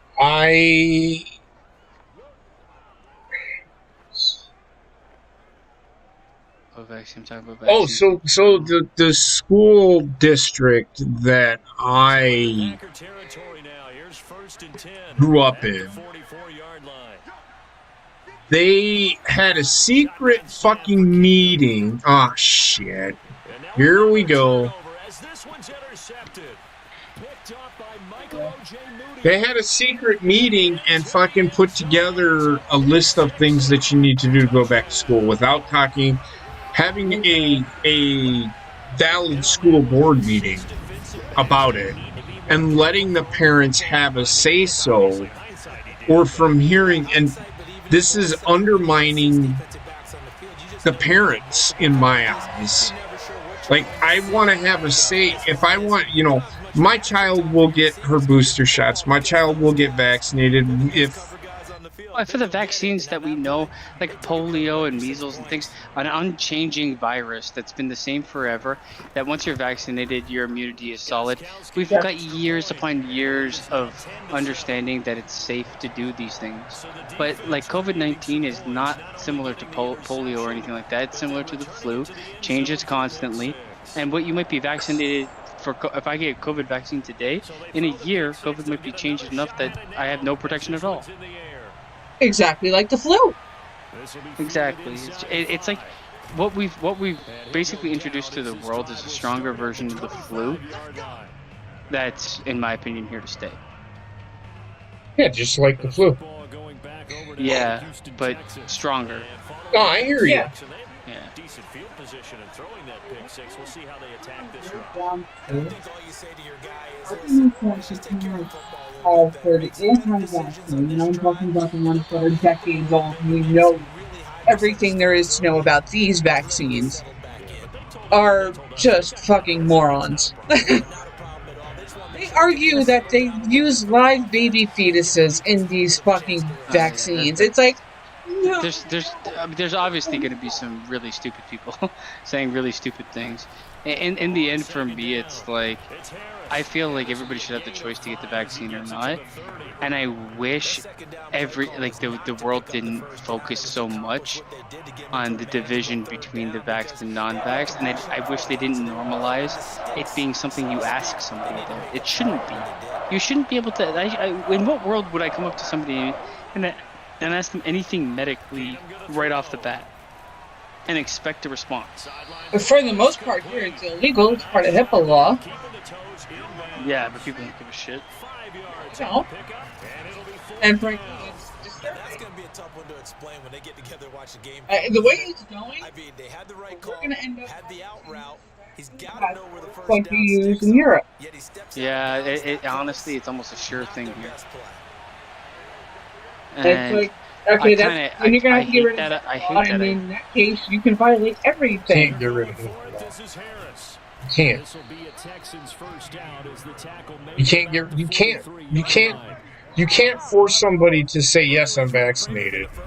But the problem, I guess, is what we're seeing as a trend is we have more vaccinated people, but it's not necessarily, if anything, it's causing a reemergence of spread. At some point in time, in my mind, you're just gonna have to accept that this is going to happen because you can't stop it. The only way to stop it is to lock everybody in their house for fucking ever. Yep. Which is never going to happen. Because people, at that point in time, people are going to have so many other problems. Like, I was discussing this with a couple other friends, and like, you are at the tipping point where COVID-19 is less of a threat than the mental health issues COVID-19's lockdown has caused. Right. So you're creating another problem, trying to solve one other problem, and in the end, you're going to end up with both. They hand this off to Harris. It is exactly it. I'm going to say this right now. Before I got pregnant, I never got the flu shot, but I also never got the flu. I got the flu shot, and every time I did, I got the flu. So I stopped getting the flu shot. I got pregnant, and the doctor and him talked me into getting the flu shot. Oh, I did it to benefit. And was that the next day? Hey, you weren't feeling great. It's okay though. Yeah, I mean the shot did me. I'll say that. Like I got vaccinated and yeah, I was fucked up. Well, I hear you. I get a touch of the flu after I get the shot, but I don't get the. And I've always gotten it just because I'm required to. Military requires you to do that shit. Like, they're forcing everybody to get The COVID shot. In the military. If you don't get the COVID shot, come to work. Well, not only that, but you get punished for it. And they can write you up for that because it is Army policy. In the military, it is not a democracy. It is a dictatorship.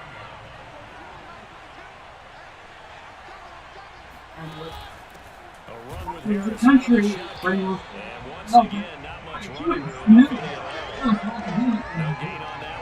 Well, I mean... Sorry, go ahead.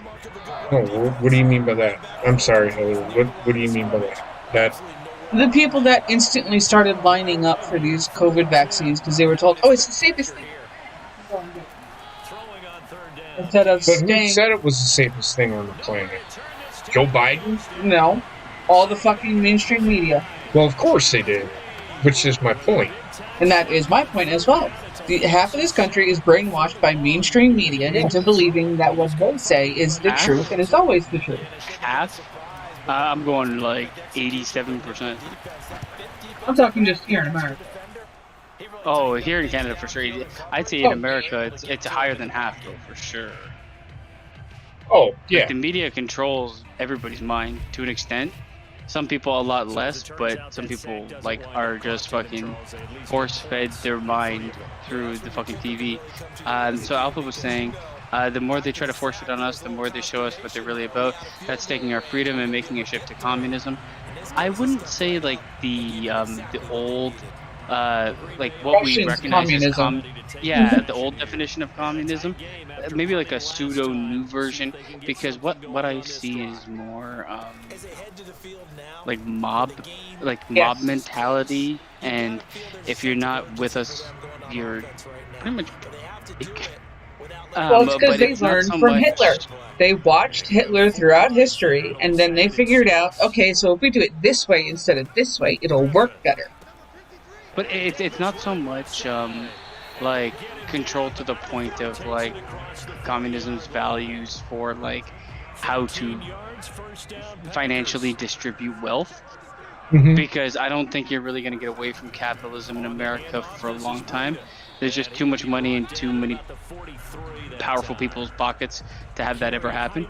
But what you will get is you will get like a version of communism, and you can see it on social media, where you know you have a different opinion and you will be literally attacked by the masses. And it's not even, it's just a different take. It's not like hateful or anything. It's just you're speaking against what we're saying. Yeah. You shall be destroyed. Exactly. Cancel culture is a good example of it. Yeah, and I don't care what anybody says. There's people that have come out and said cancel culture doesn't exist. I'm like, are you fucking like? Do you live with blinders on? They do. People that say that do. Cancel culture exists. Cancel culture has existed even before cancel culture was actually a thing. Yes. Yeah, It's but always now been it's there. like you're an outlier of the norm of thinking, or you've said something in the past that's bad. We're going to ruin your life. We can't kill you, but we might as well, because we're going to take your job and whatever. We don't care follows that you were 12 years old when you said it. Exactly. You know, at an age you don't know any better. I mean, in some cases, people need to be held accountable because they've done terrible things. Absolutely. But I feel like that's extended past the point of what people would actually say terrible. I mean, like, you have to give people the chance to, like, is everybody born perfect? No. Is anybody ever perfect? No. And I mean, people make mistakes over their entire life. Sometimes you look back at your past and you're like, I was a fucking piece of shit, to be honest. But I've learned and I've changed. And if I've learned and I've changed, or I'm trying to change, is it fair to hold me accountable for something I know I fucked up 20 years ago? And then ruin what I've done to change that? Right. Or not even give me a trial or anything to speak my mind to say I'm no longer that person. Because once you've been hit with, like, any form of you're racist, you're sexist, you're this, you're thisist, your life is fucking over. There's no coming back from that, even if you've apologized. Right. Start certainly doesn't help matters as they'll try again now, 3rd and long. Oh, motherfucker. The problem is the government is incapable of controlling anything properly. I honestly, if you give the government a convenience store, they wouldn't be able to run it properly. That's how bad they are.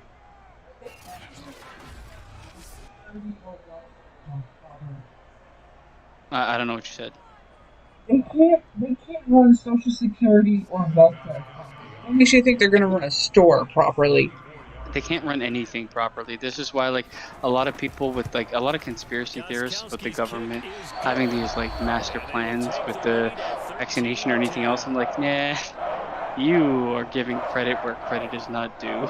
Let me tell you. There's no chance in hell. I had it down 13-10. Taken in at the 3. And a good return as he'll be stopped just shy of the 30-yard line. I wouldn't relate it to the Holocaust. I mean, Jesus Christ, man. Holocaust was the absolute fucking blight on mankind. And I mean, the closest thing that I've seen to that is what we did here in Canada to the fucking indigenous kids. Finding thousands of them fucking buried underground because we couldn't medically take care of them, or we just didn't care. Like, that is true fucking horror. But I wouldn't say a Holocaust, because that's the true horror of the Holocaust. A loss on that play, and now 3rd down gets tougher. 3rd and 6. We have played 3 quarters, and that'll do it for the end of the 3rd quarter. You're watching preseason football on EA Sports. Harris has it over the middle. And he is going to have the different opinion This bullshit is only a preseason game. Like the fact that, I mean, in my mind, it's killed. I feel like comedy has died. Like, you still have the select few that can get away with things that others can't because they're just universally loved, or they're the right color. But other than that, be the right color, but not agree with the color, and be condemned as humans. I just feel like, I guess maybe like there might be like 10 huge comedians in the world. They're okay. But outside of them, anybody trying to, like, kind of break through in comedy requires you to poke fun at things that are edgy at times. And if you have an audience that hears something edgy and wants to burn you at the stake, then what are you gonna do? Right? I have no confidence in government in general. Any government. That catch good for 5. It's 3rd down. One thing I think that's safe to say defensively. I mean, you got to think about it. It's the biggest corporation in the fucking comedy? world. I don't. The biggest corporation in the world, and it's non-profit because they just get paid no matter what they do. Of course, they're gonna be a fucking shit show. Like, Jesus Christ. In the Senate. I see the biggest waste of money I've ever seen in my life in government. When I was working back when I was actually physically going to my workplace. There's a woman there, and she probably makes $120,000 a year. She would show up at 9 and leave at 2 and work 4 days a week. What she did, what her job title was nothing. She was like an assistant to the fucking... She was an assistant basically to the person that ran the entire department. But there was no need, her job didn't need to exist. But that's $120,000 to somebody that hardly works. All of them. All of her staff aides. The aides, mind you. The people who help her staff. You know, the coffee runners, the garbage people, you know, stuff like that. She just raised all of them to 6-figure salaries, so...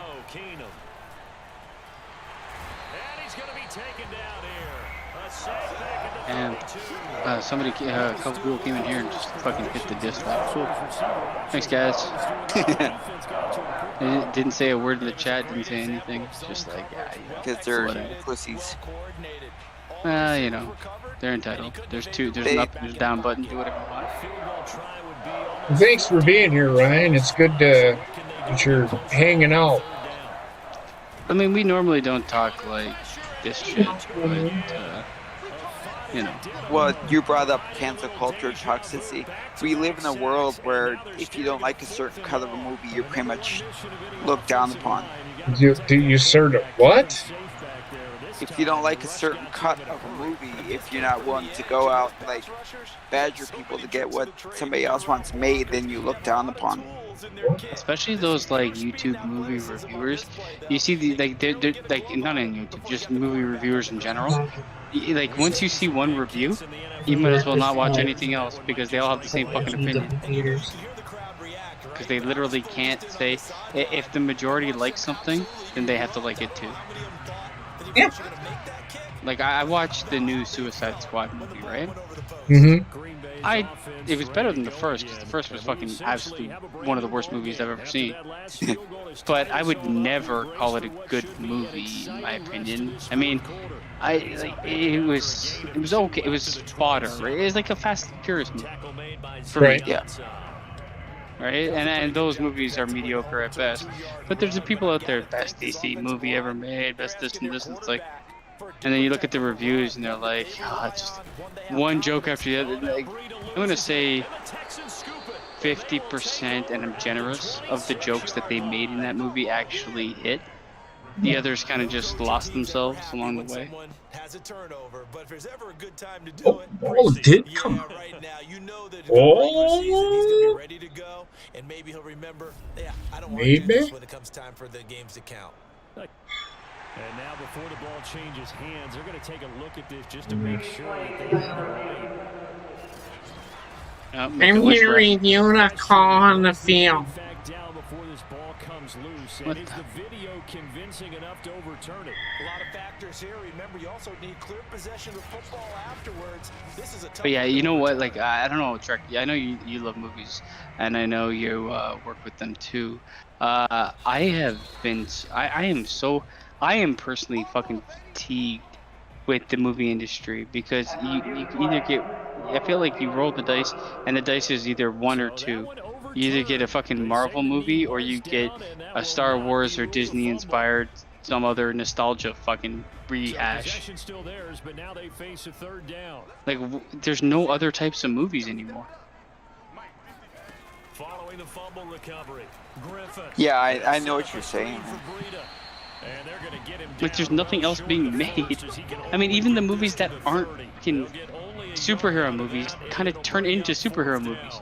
Fast and the Furious turned into superhero movies. The Ryan Reynolds Free Guy thing, I know it's game inspired, but it might as well be a fucking superhero movie. It seems to be in the same vein. Like I don't know, it's just I don't see there's no more fucking. I remember in like the 90s and 2000s, you get some like fucking movies that tackled good subjects with great acting, and it wasn't just the low-hanging fruit that the world's whatever the hot topic button is in the world at the moment. Right. I'm with you, Ryan. I don't go to the theaters. There's very few movies I think I go to the theater for because I'm not really a huge superhero movie fan anymore. That kind of died with Endgame. That's where I was like, I'm good with superhero movies. They've run their course for me. I would go to the theater for certain movies. Like I watched Mad Max Fury Road in the theater, and that was a great experience in IMAX because the movie's so visual. But you don't always get that. Like only a certain type of movie I would go to a theater for.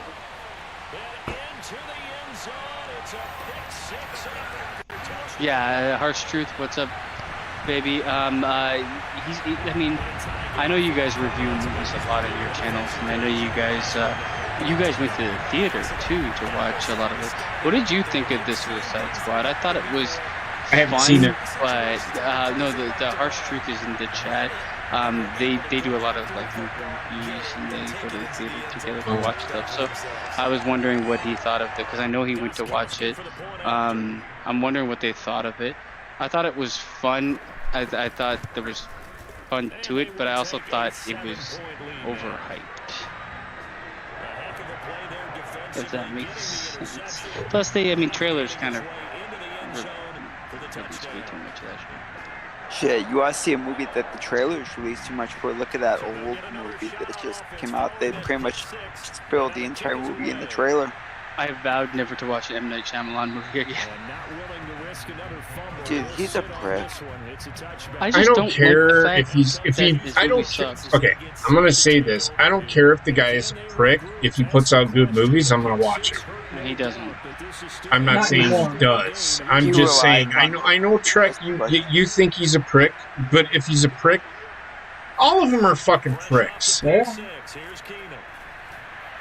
I just don't None of them are fucking nice people. I mean, I have a feeling like at the beginning, M. Night Shyamalan kind of like imagined he could be the next Hitchcock or like in that vein, but it just didn't work out. He's a guy that tends to write and direct, and I don't think he should ever do that. Nah.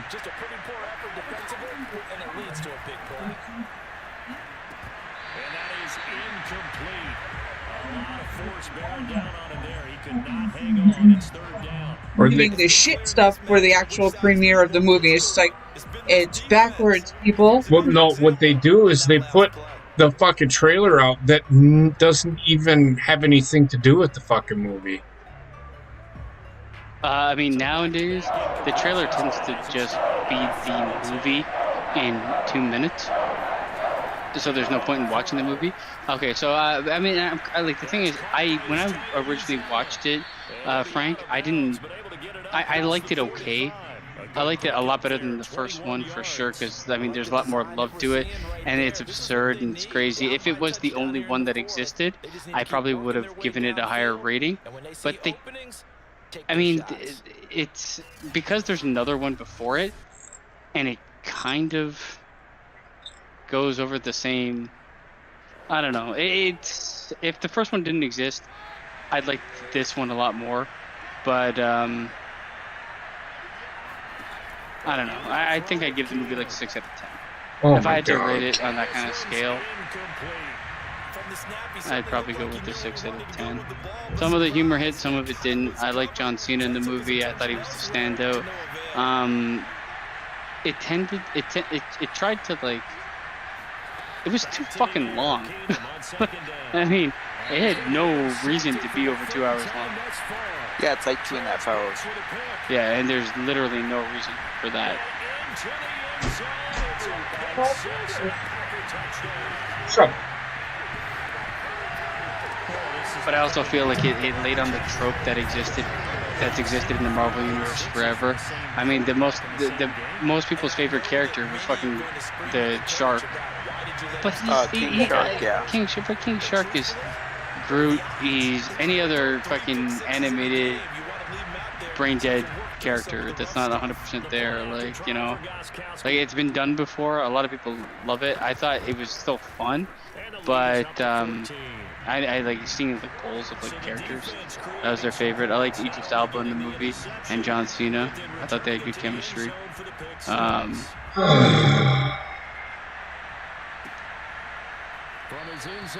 Most movie trailers didn't drop the lines. Ryan, I don't know, man. I feel like most movie trailers show too much.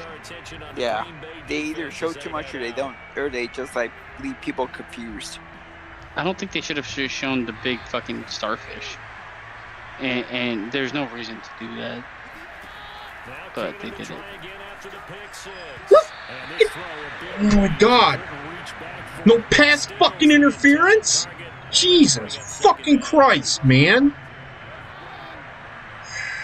But it is definitely it's a fun movie, and I mean, when it comes to DC, fuck, they've had so many misses. That well, let's face it. The reason it was made is to get John Cena's show out there, so he could do the show. And you know what? Good on them, because John Cena was good in it.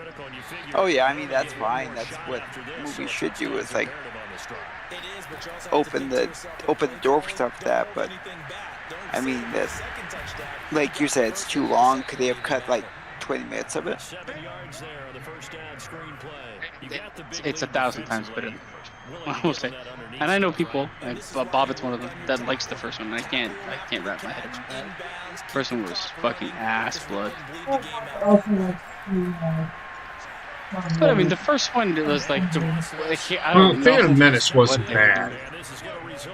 Phantom, okay, that's different. Phantom Menace I can accept, but I just cannot accept Suicide Squad as anybody telling me it's a good movie or a movie that they liked, because what is wrong with me? They're going to press the ball downfield as far as possible, try and throw it into the end zone and get a score, because they know they've got to get that done and get the ball. Spider-Man 3, I was so excited. Yeah, Spider-Man 3.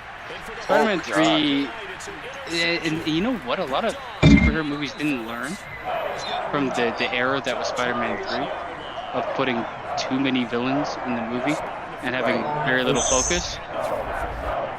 Well, that but Batman and Robin as well. Robin's gay now, okay? I could care less. Robin is gay.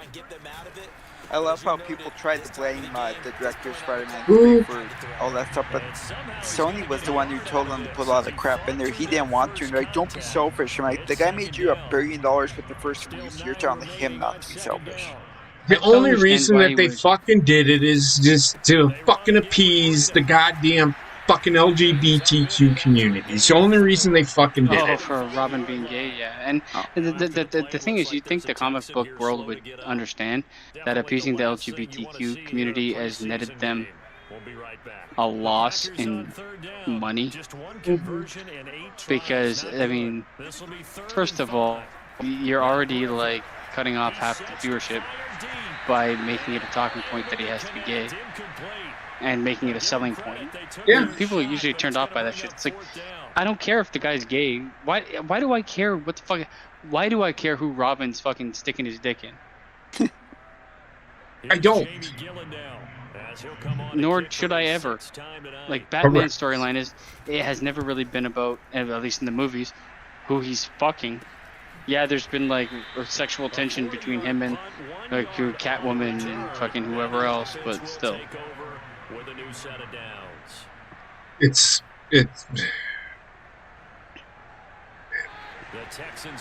I don't know. I tried to watch the Godzilla movie and King Kong. I don't care. There's two big CGI monsters fighting each other, and it's boring real fast. I mean, that movie wasn't great, but it wasn't as bad as I thought it was going to be. Not gonna lie. I think it's just like I knew I wouldn't care too much for it because I knew what it was going to be. So the girl in the movie wasn't as big as the character as we thought she was going to be, number one. Yeah, I wanted King Kong to kill her. The one from Stranger Things. I also don't understand, didn't they, like, he submerged the boat and it came back on top and they didn't, like, die or get wet? It was a really weird, that made no sense to me. We're talking about in the new King Kong there. On 1st and 10, Keenum. Oh, okay. I thought you meant Godzilla vs. Kong, because I could just remember the girl from Oh Stranger my Things. god. Oh, she was in that, right? I think so. Yeah. This defense was definitely alert to the But we were talking about Wait, not her. We weren't talking about her. We were talking about the deaf kid. They've got Oh, the lead, fourth quarter. Maybe Come on, they man. expect more Catch up. passes like that downfield. Pass on first down, that leads to a 2nd and 10. Keenum to throw again. Throw left side, going to be taken in by Harris. They get 7 out of that, so they're left with a 3rd and 3. I don't know, Dictation man. is coming from the defense, right? They're going to tell you can have 6-7 yards. Do that all the way downfield. It's just going to take the time off the clock. I'm trying to focus here. Keenum going to try Oh, to throw fuck on 3rd me. down. I'm dead. And he is going to be taken down. They got it. As that is going to take us to the 2-minute warning. Ryan wants to know how you spent your birthday, So sir. it's Texans football. Yeah, I worked all day. He masturbated profusely Situation with things not looking particularly rosy. in the Now Keenum got him in the picture of the fucking Scarlett Johansson from fucking Black Widow movie. And don't tell me you wouldn't masturbate to her track. Because if you don't, you're lying. Just I've never, saying. but I would. Yes. There's the yes. See, I have, and I will again. I'm planning to in 5 minutes. Jesus fucking Christ. Yes, That's the I thing, have like, as you get masturbated older, to Scarlett Johansson. I've worked through every fucking birthday I've had for the last 10 years. I remember standing in a fucking foxhole on my birthday. It was great. It's good times. Is that a Milwaukee Bears hat? No. It's the same hat that I had. It's got beer. I got it at the Dells. The day we took Wendy to the Dells.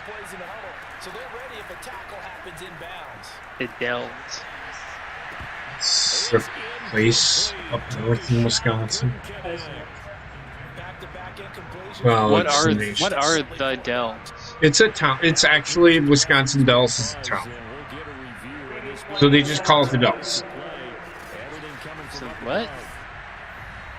It's a town. Usually when they say it like the Dells or anything plural, it's like a mountain range or something like that. So, Yes, no, but I mean, okay, so it's just speak for a place. That's all it is. It doesn't mean it's I mean, more than everything one. is just speak for a place. No, what I get what you're saying, but no, the Dells is actually, there's more than one Dell in Wisconsin Dells. It's on the river. But what is one Dell? I don't know. I've never seen them. I know they're Dell? on the river. That's all I can tell you. Rolling in deep.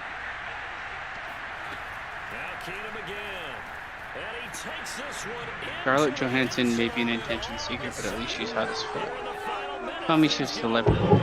Kind of all attention seekers. She is an attention seeker. She is an attention seeker. I'm not gonna fucking sugarcoat that. Am I the only one that wanted Hawkeye to kill himself? No, you hit that right on the head. Like, hey, they try to be like, he's got a family. I'm like, yeah. Right, so I've got all 3 timeouts here. So I've thrown like 7 fucking interceptions.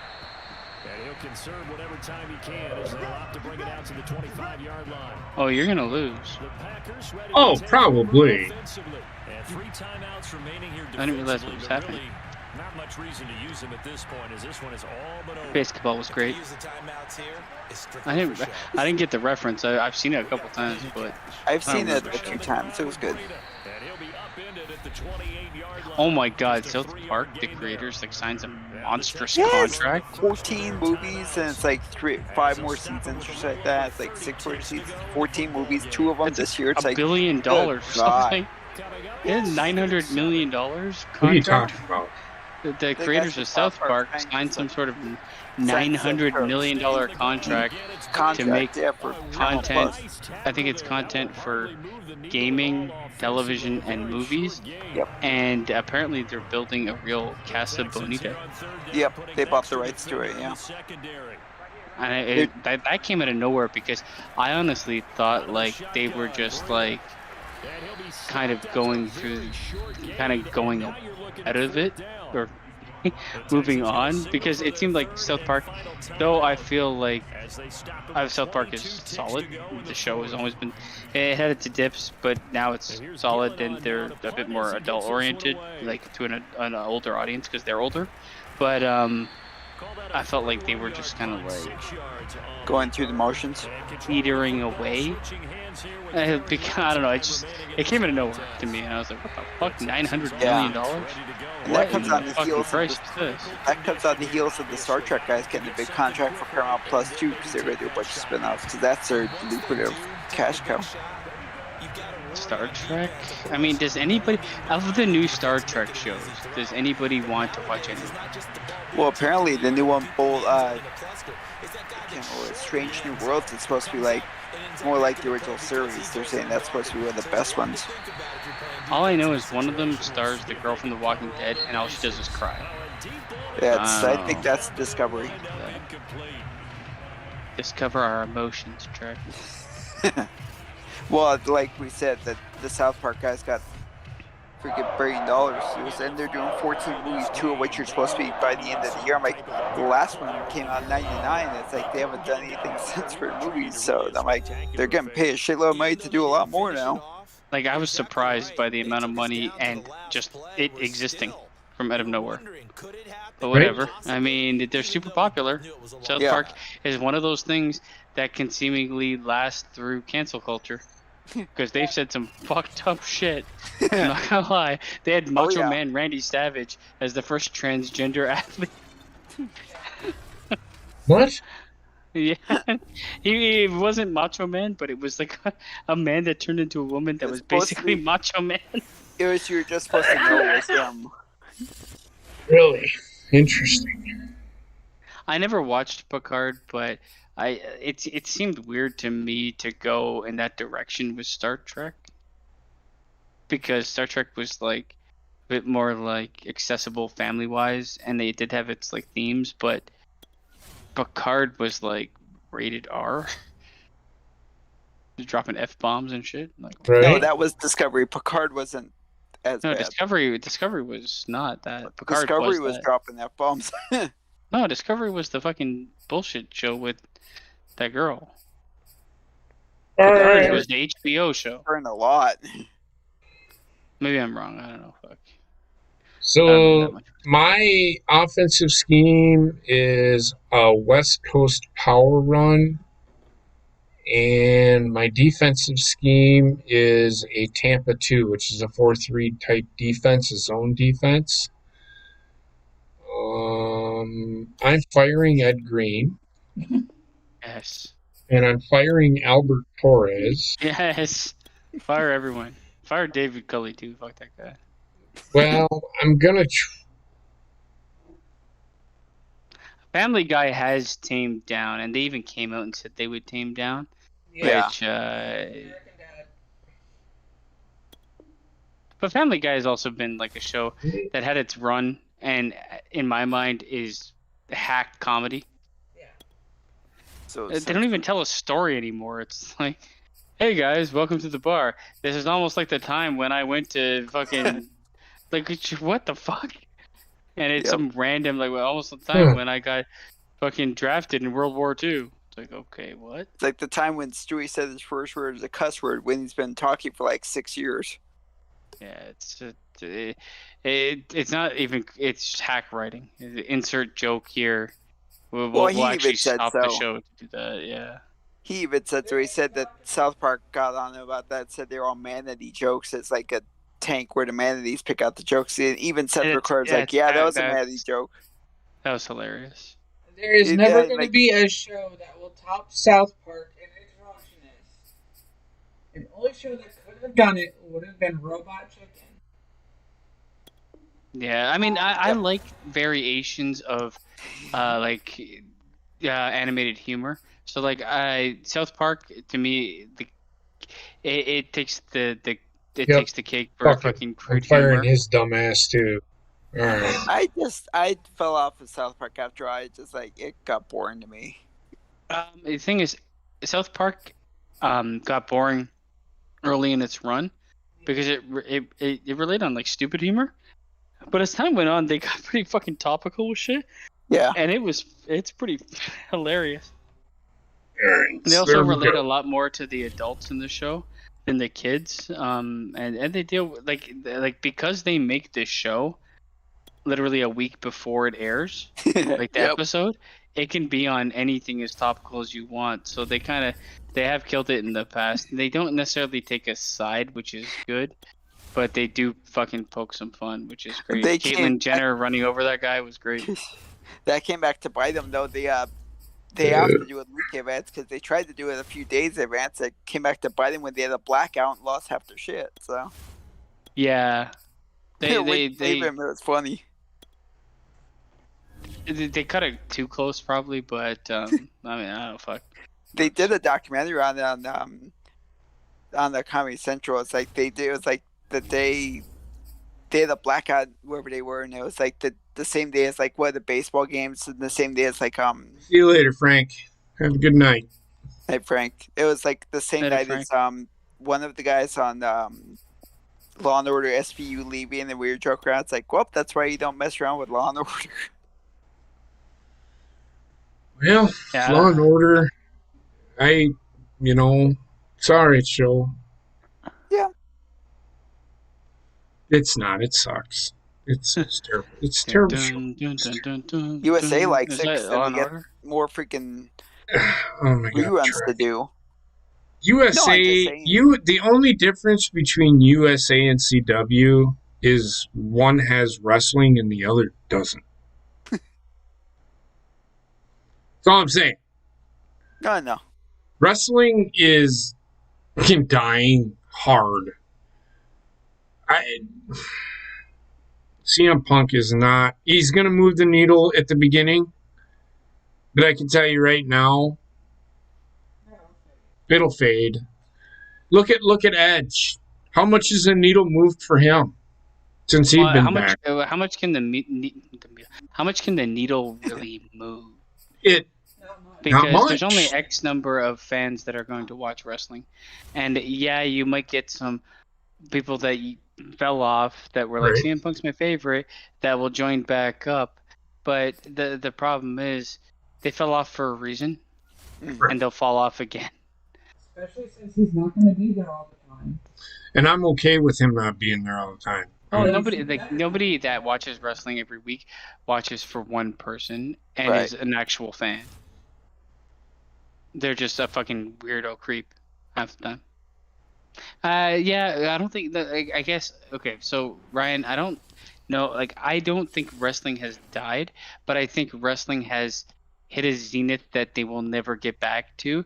And what you're seeing now in terms of numbers is very close to what you're ever going to see in terms of max numbers of viewership. I think that that's the niche that they're going to exist in, with probably like a 2 to 3 million views or viewers that will ever watch wrestling, whichever wrestling you're looking at. Okay, I'm just going to say this right now. Everybody misunderstands me when I say wrestling is dying.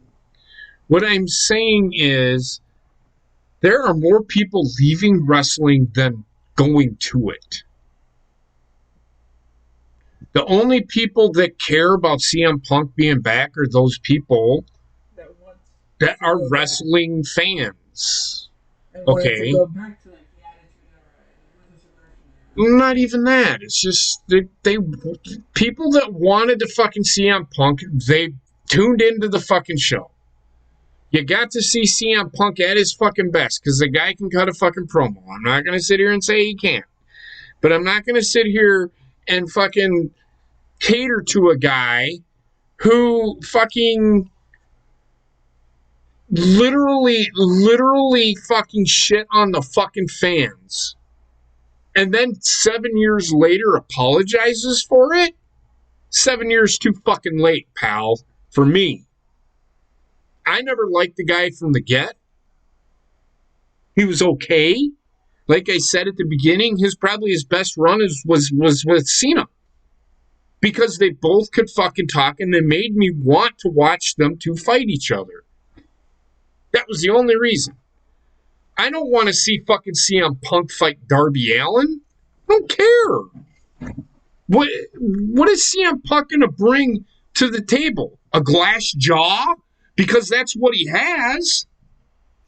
Think about it. Are you saying that you are cancel culturing CM Punk for I'm something cancel he said culturing, 7 yes. years ago? Yep.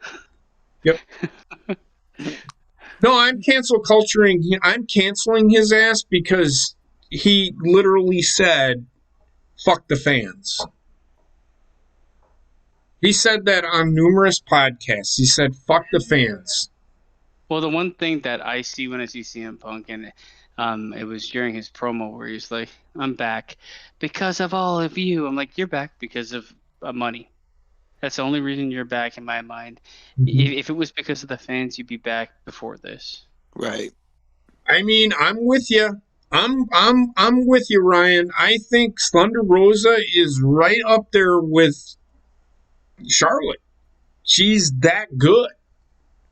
She makes everybody else look good while making herself look good. And you know what else is good about her? She's not fucking taking every second to be an Instagram model. Boom. Like, she's a wrestler first and foremost. Yes. That fucking Instagram, like, these fucking women that, like, you trained to be a wrestler for how long? You're making it. You're getting bigger. You're getting wrestling fans. And all of a sudden it's like, maybe I'll become a model. Mm-hmm. Yeah. Fuck off, man. I mean, she is the future she is what the future should be of wrestling, because she cares about wrestling. You can see it.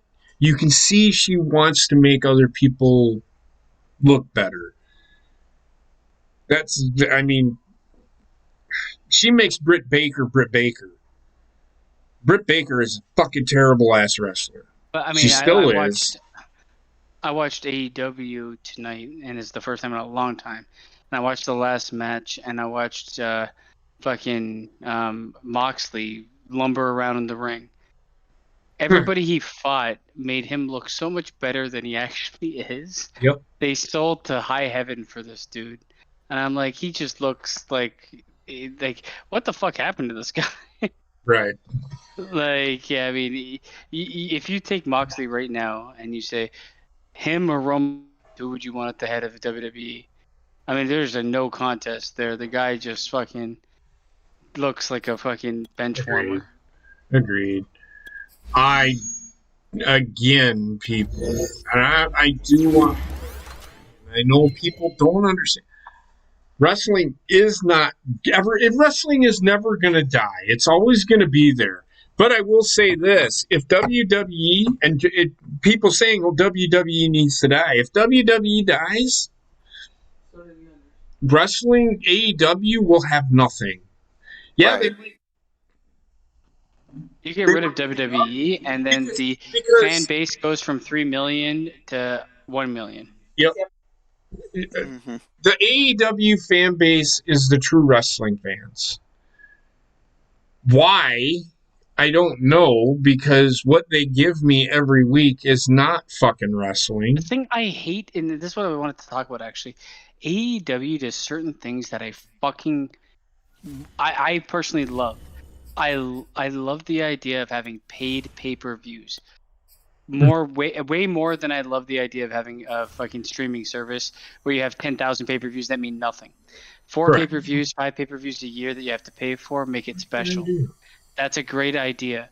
In essence, I like the idea of tracking wins and losses, but the way they do it doesn't really mean anything. The ideas that they have in place, having a 1 hour show, and I think Rampage should always stay a 1 hour show forever, and have it late at night. Have it feature like 2 main event type matches, Right. And that's it, and some talking points, and then have your AEW Dynamite. Right. It's just the way that they've structured things is the way old school wrestling used to be. But then I watch the product, and I fucking hate a lot of the in-ring work. Mm-hmm. It's sad for me to say because they have some of the best in-ring talent, but they have a mantra or a mentality there that makes them all wrestle like nothing means anything. So wrestling was hitting its stride. It was actually kind of hitting its stride. AEW came about, and like 6 months later, COVID happened, and wrestling just Yeah. It was all companies. because nobody. I don't care about the fan base. Like somebody says, "Oh, did you see how the crowd reacted?" I don't care how the crowd reacts. What I do care about is hearing the crowd. So I don't care what the crowd does. I don't care what the crowd wants. I really do care how the crowd reacts. If you don't care how the crowd reacts, then you'll never really know what's taking off. And What I'm saying is, like when a match is going on, I don't care what the crowd is fucking doing. Okay. No, but like a pop from the crowd for a guy after a match ends, or like you remember when Cedric Alexander was in NXT and the crowd went crazy for him and they offered him a contract. That is a huge moment for me. Like that's where the crowd really matters. Yes. Or like a return or things like that. But like in the match, like you're gonna get the obligatory fight forever, even though the match is fucking very mediocre. Yes. Like, or like that kind of stupid shit. But the crowd does matter. It's just you have to pick and choose where they matter. Right. So it's like in the middle of a fucking match. I don't care if the crowd is playing with a fucking beach ball. I don't care because I'm focused on what's happening in the ring. I'm not there. If I was in the arena, then I probably would care more. But I'm watching on TV. I'm not watching the crowd. I'm watching the wrestlers. What killed the reaction of the crowd, like Basement said, like if a spot happens, an unexpected spot happens, I can understand. But if you've seen one flip, you've seen them all. And if I keep seeing the same flip over and the crowd reacts the same way, I don't care. Call it quits on the Canadian Destroyers already. Oh my God, please, Lord. I mean, that was in that tag match in AEW. It was off fucking not Jungle Boy, the fucking lizard dude. So off his shoulders, Canadian Destroyer. I'm like, that would be a big spot. No, the big guy, Luchasaurus. Oh, Luchasaurus. A big spot would be a Canadian Destroyer off his shoulders if it wasn't done 18 times a night, every night. Yep. It makes it less special when everyone does it. Someone does it, it's great. It's like, then the next person does it. Then the next person does it. Then the next person does it. It's like, they need to start telling these people, don't do the same spot that somebody else just did. AEW is suffering from what ECW suffered. Mm-hmm. You go too big all the time, and you can't top yourself. Therefore, everything you do, even though you're risking fucking everything, people get so normalized that every match should have that, and then it gets boring. Aaron, kayfabe died. It has nothing to do with the stories outside the ring. Kayfabe died, but that's part of it. The kayfabe died when the fucking dirt sheets fucking started reporting on shit. Yep. Like, okay. I can tell you right now, this is what pisses me off.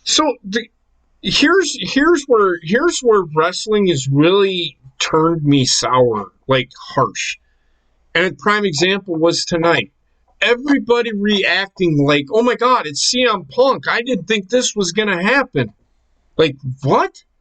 Like, it was 98% fucking confirmed that this guy was going to fucking be there. Yep. It's like If a kid you that's know already how to- unwrapped his Christmas presents, knows what he's getting for Christmas, and then reacts during Christmas like a crying bitch. Yeah, get the fuck out of here. People, the dude crying, he's like, oh my God, CM Punk, he's reaching out. He's like, oh my God. And then fucking people on Twitter saying this was everybody on TV. I said, nope, I literally went to take a shit. The reason this, I saw on Twitter comparing this versus Edge. Edge, in my opinion, was bigger. Yeah. Because there wasn't, they didn't spill the beans as much. In my mind, why did this need to be as public as it did? This could have been kept secret because CM Punk is not. It's 7 years. You could have done this like WWE did the Hardys at WrestleMania. Yep. Like, I don't see why this needed to be leaked the way it had. And The I have a problem feeling is- it's because AEW is filled with fucking talkers. Not only that, the network they're on. Yep. I honestly, well, first of all, I wouldn't have debuted CM Punk at Rampage, a news show that's 1 hour long.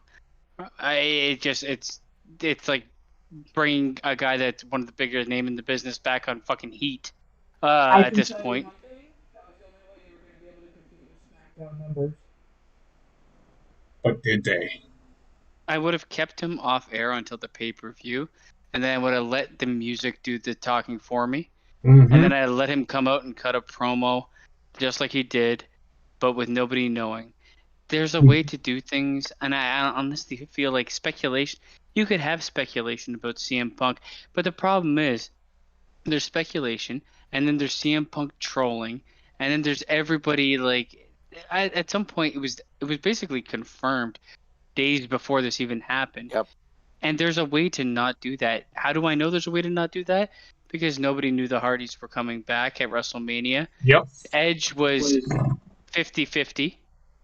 Yep. Come on. Like, I mean, there's a way to do it, and keep the AEW, and this is what pissed me off too. I was watching the show, and I was on Twitter, and AEW put CM Punk is All Elite on Twitter Yep. before he even came out. Yep. I'm like, why would you do Well, that? the network makes them do it sometimes too. If you've seen that over the last year, that they made them say this person's all elite, that person's all elite, because they want the views. They won't let them do surprises as much because they know they want those eyeballs. Okay, so Ryan, I'm going to tell you this, and I think you were going to say the same thing. The reason why The reaction was so big is why. Because CM Punk is from fucking Chicago. If Stone Cold Steve Austin was to come back and wrestle and he debuted in fucking Dallas, Texas. If he debuted in WrestleMania, wherever it was, If he came out and actually had a match, I bet you the fucking reaction would have been 15 times louder. Yes, it's probably going to be in a bigger arena. Imagine if Shawn Michaels came back and wrestled another match in San Antonio. Mm-hmm. I guarantee you the fucking reaction would be fucking as loud, if not fucking louder. If The Rock came back and wrestled at Miami, the reaction would be louder, as loud, or if not louder. If John Cena would have came back in Boston, which is his hometown. So do you see where I'm going with this? Yeah. The only reason, I know you are. Well, I know that. But what I'm saying is I get it, but it's his hometown. And any person, I would have had Dynamite. Oh, no, Cena would have gotten a reaction in Boston. I'm telling you, because he always does. He always does. Yep. It's his hometown.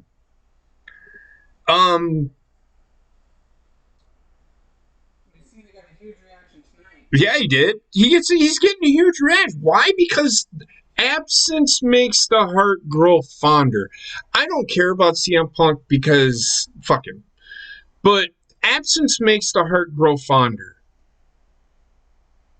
Edge coming back, I mean, I didn't care, but it was like, oh shit, maybe he can wrestle. I don't know.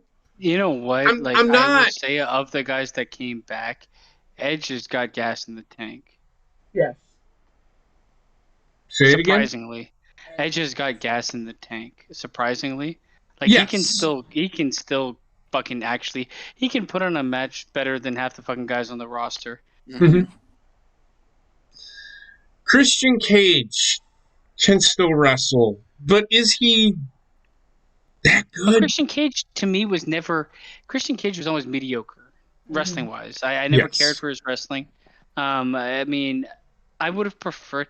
I would have liked to see Edge and Christian end up in the same promotion, just because it's nice to event. I would have had them team up for a bit and then turn on each other. I would have had them retire against each other, personally.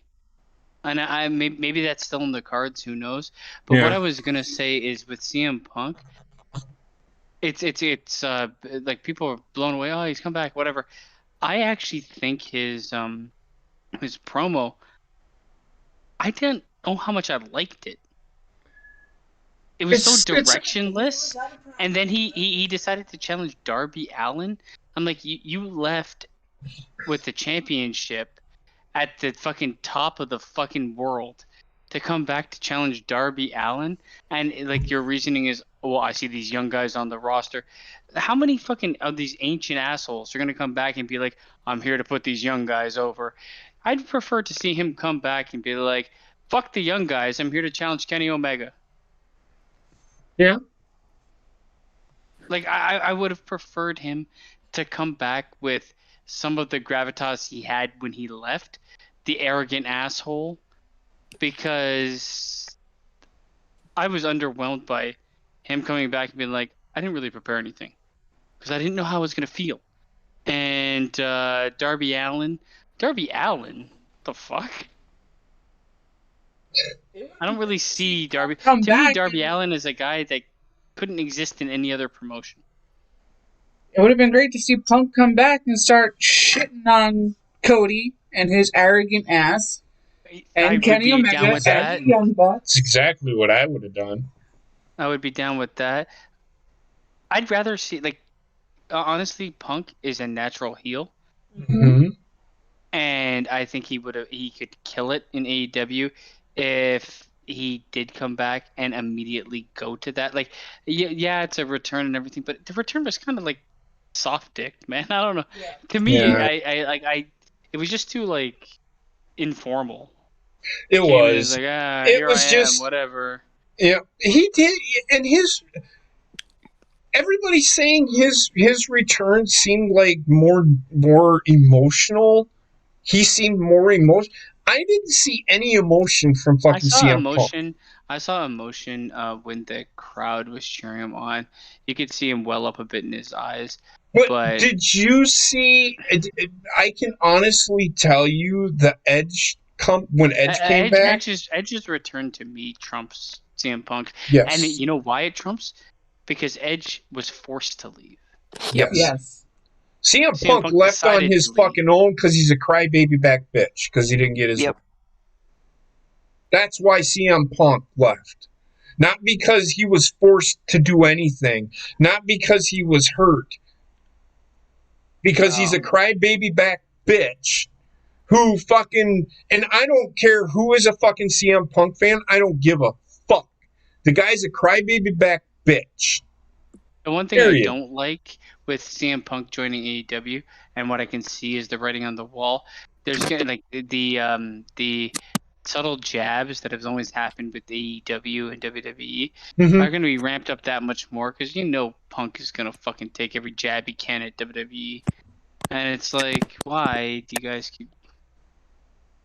Well, the other thing too, I have to say this, man, WWE is, what the fuck are they doing? I find like their actions in the last 6 months very perplexing. Like, what do you mean? Like, they seem okay. I understand. Okay, they haven't really. They've shrugged off any competition of any form. They don't care. Yeah, money-wise, I'm gonna say there is no competition because they're fucking cleaning house and AEW is operating in the negative. But you can't just look at money as it is right now. You got to look at like the sway of where viewership is going. And I mean, they just continue to do things that net them negative press. Like it's so many things that they've done. Like it's okay. We're gonna let go of all these people. We're gonna let go of these people. We're gonna let go of fan favorites. We're gonna let go of these people. We're not gonna really talk about it. We're gonna let go of these people, and then we're gonna continue. But we're not really like anything that like AEW does to bolster viewership. We're not really gonna do anything to combat that. Really, I don't know. I feel like WWE is just on autopilot, where AEW is actively trying to do things, but their autopilot is like part of their autopilot's like broken because they're getting rid of people and so I don't know. I look at WWE as losing ground because of the decisions they're making. I don't care. How much of SmackDown did I watch tonight, Heather? Which is the best show? It's honestly, it's getting better than NXT.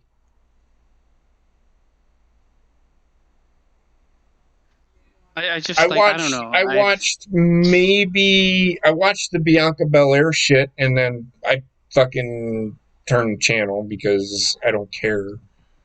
I watched the John Cena Roman Reigns thing. I watched the little bit of the Shinsuke and Bugenhagen. Bugenhagen actually won tonight. Yep.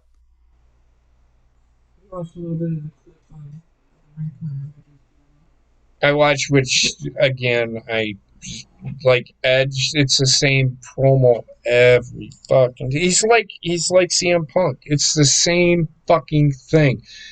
Everybody is waiting for a fucking pipe bomb from CM Punk. That's the only reason people are excited to see him. That is it. I don't see this guy actually ever. So help me fucking God, if this guy is in the title picture in 2 months, what are they doing? What are they doing? I mean, it's obvious to me what I see AEW. AEW has basically taken what WWE took 20 years to do. They're doing it in 3 years. They're hot-shotting. Well, I mean, you look at it is they've got all these old fucks, and for some reason Paul White's fighting. Nobody wants to see that. Nope. And they also he's fighting QT Marshall. And nobody wants to see that. Marshall. The other thing too is they from what I saw at least, and I don't know if this is new, but I haven't paid attention to AEW much. They're breaking into the reality TV world with Cody Rhodes and his pregnant with that shit. And it's like you have literally went from we're gonna make it for the fans to becoming WWE in 3 years. Well, like you said, they're picking up all of WWE's cast-offs. They picked up Aleister Black. They picked up The Big Show. They picked up Mark Henry. Now they picked up CM Punk. They're going to pick up Daniel Bryan, too. It looks like I am just going to say this. When you say cast-offs, I don't like that term because it's wrestling. It's not like they're it's not like they're AJ Styles a cast off when he signed with WWE. Yeah, I think there's just other options. It's not a cast off. The roster is so bloated, and they keep signing guys because they've signed. The thing is, they signed a lot of guys that are no names because they didn't know if they could sign. They didn't know what was going to happen with a bunch of these bigger names. And now they're going to sign the bigger names, and it's in the end they're going to have a bunch of guys they're paying money to that do nothing Yep. wrestle on AEW Dark forever Yep. because they're never going to be anything but dark wrestlers. Yep. It's gonna be WCW where they brought all those guys in and did nothing with them. Well, WWE does that now. Yeah, but I mean, like back in when it was WCW's dying days, they had Lanny Poffo there for a year and didn't do shit with them. They paid them all this money. It's like they didn't do shit with them. It's like it was bad. WWE cut a lot of fat recently, and they cut a lot of fat that was needed to be cut. But there are some questionable ones to me personally. Like, I mean, I the Braun Strowman one, though I don't really care for him, it just seemed like he'd be a guy that WWE would keep around because they kind of like the one trick pony big man. So I was kind of like taken off guard when they cut him. Bray Wyatt's a guy to me that they shouldn't have cut. Though I don't care about the Fiend and all that shit. I feel like Bray Wyatt has the capability to be a main eventer and a lead guy creatively if you kind of rein him in a bit and make it a bit more manageable. Well, apparently he didn't want to fucking work with Vince on some of the creatives. But do you think there's a this is what I'm saying when I say like WWE, I see like an active mentality in wrestlers thinking now I don't have to be here, I can be somewhere else, and that is where I'm going when I'm saying this is what's actively going to hurt WWE. Because this is where an actual competitor is born in the mentality of the people that work for you. I'll be right back.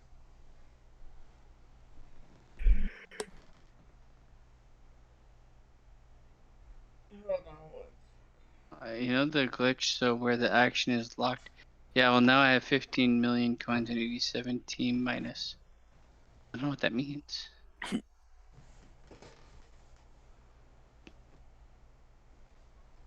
You would have to email EA and find out. We don't create the game, we just play the game. Well, I don't think he's going to do that because he's got 15 million coins and 87 teams. Or whatever. I don't know. I think it's 87 rated team, but I don't understand. You can kind of build that up on your own, but okay. But yeah, how's Wendy doing? She's out cold, dude. You haven't seen her hurt her, so you should know. I still thought it was probably on the dangerous golf thing when she was just repeating whatever you said. She's like, that sucks. Yeah, it's been 2 weeks since that happened. Wendy copying what I said with dangerous golf. Well, you said she was with the Air Knight too. Yeah, but I didn't say that sucks. I saw I saw the spot where Sting no-sold the fucking double powerbomb through a table. Yeah. So once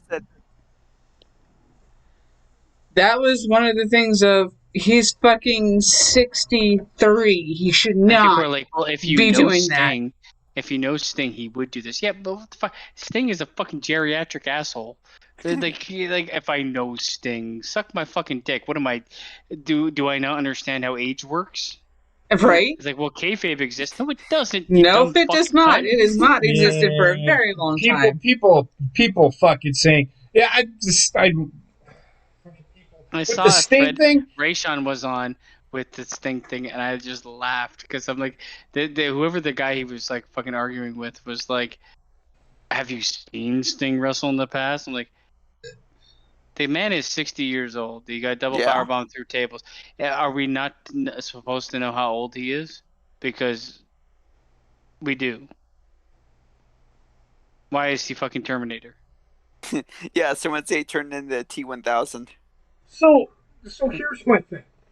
So Undertaker goes through a table on a power bomb.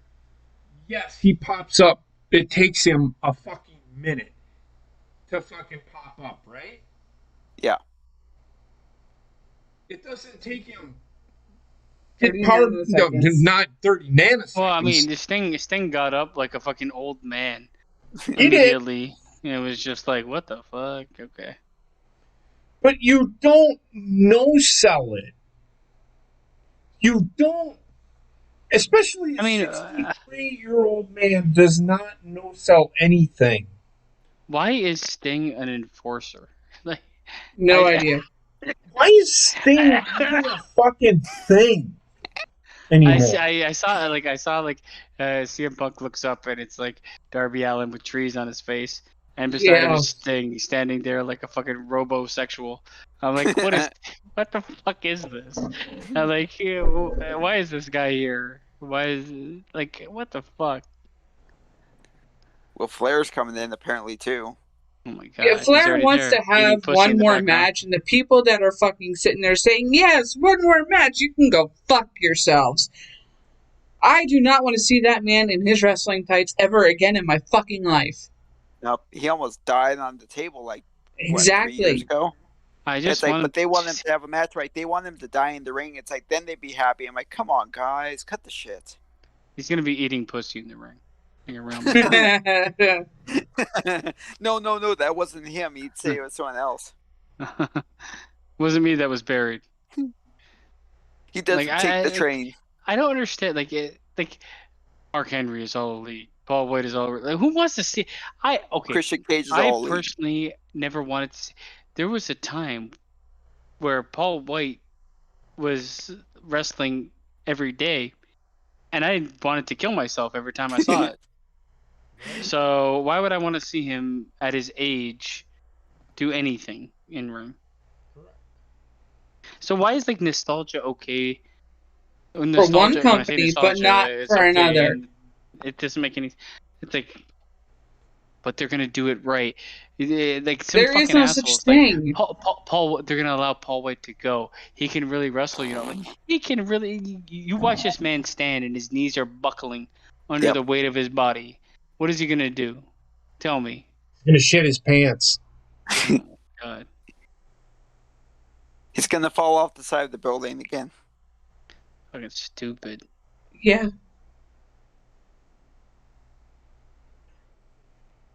And now I love Rampage as a 4-man announce team. Oh, we won't keep it that way for long. Yeah, it's been 2 weeks. When you gonna change it?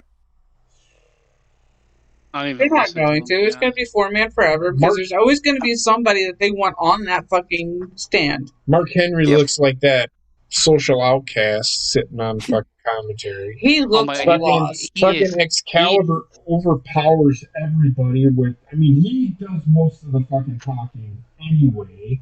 Which he need not do any talking at all. Guy needs to shut the fuck up. Mark Henry is terrible.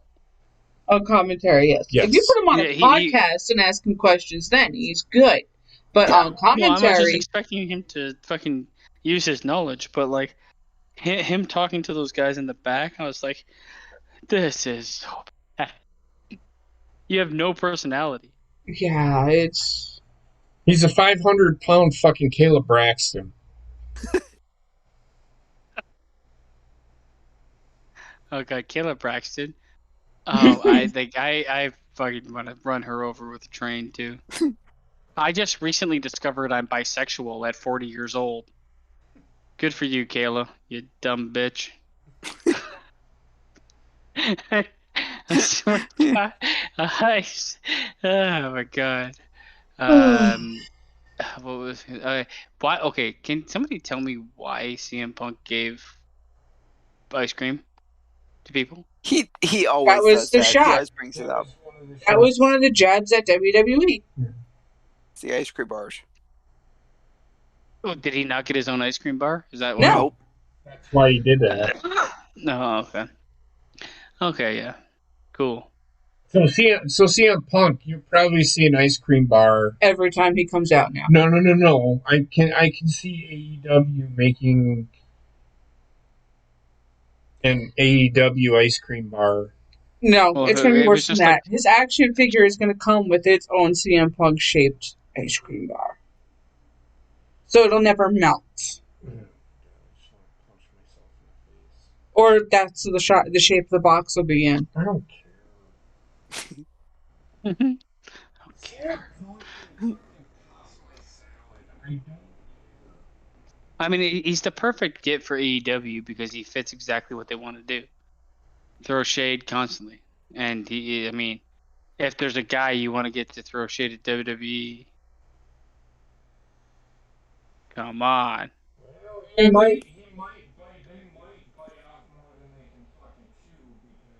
Once he starts spitting ideas at them and they start disagreeing with the ideas he wants to use, he's going to They flip that won't switch real because, quick. but Heather, keep in mind, AEW, everybody has creative control entirely over their character. How does this work? Because it's Fantasyland. Well, then also the fact that the whole thing with AAA and with Kenny Omega when they got the change, they got the ending change from Andrade winning the AAA Mega Heavyweight belt to Kenny mysteriously keeping it, and then the news came out that AEW has creative control over all his matches, even if it's not AEW. I'm like, that's bullshit. I am super confused over what you just said. So there was a AAA event in Mexico last Saturday, and Kenny was supposed to drop their title to Andrade. Mysteriously enough, AEW came in and said, no, we want them to keep that title even though it's not ours. And then it came out that they have creative control over his finishes in other federations. Well, I don't know. How many other federations? Because with AAA, I understand because they entered into a partnership with AAA, and AAA is essentially their training grounds. Yeah. The problem is I don't know what it would take now. I can't even fathom what it would take for me to go back to watching wrestling full time, any one promotion. It would need a complete overhaul. I don't think it there's would something need a that complete exists. overhaul. Just complete overhaul. The entire thing. Get new people in. Get a new system in. Fucking get writers that actually know the fucking product. And not soap operas. Get writers that give a shit about what they're writing about. Yeah, but then you look at like, I mean, I'll say that for WWE, but then I look at AEW, and they seemingly have tried to do this. It just well, they're not given scripts; they're given bullet points and told to go off the top of their head.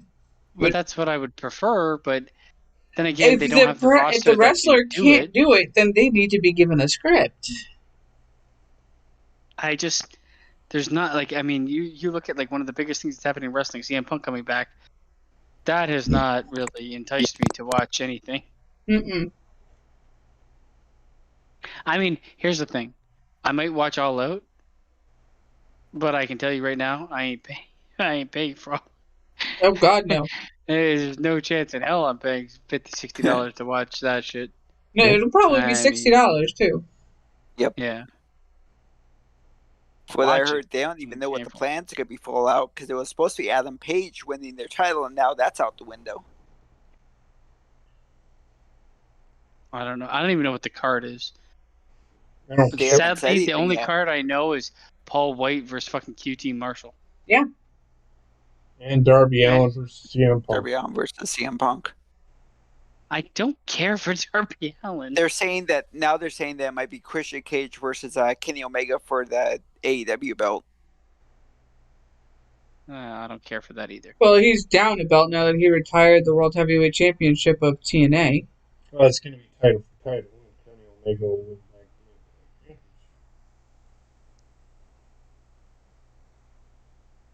That's what I think is going to happen.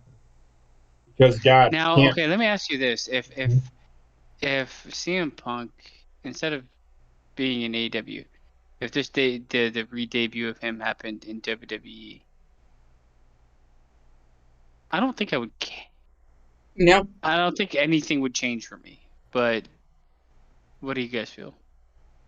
I wouldn't care either. It may change because then you can have that line again of does Paul Heyman turn his back on Roman like he turned his back on Brock Lesnar?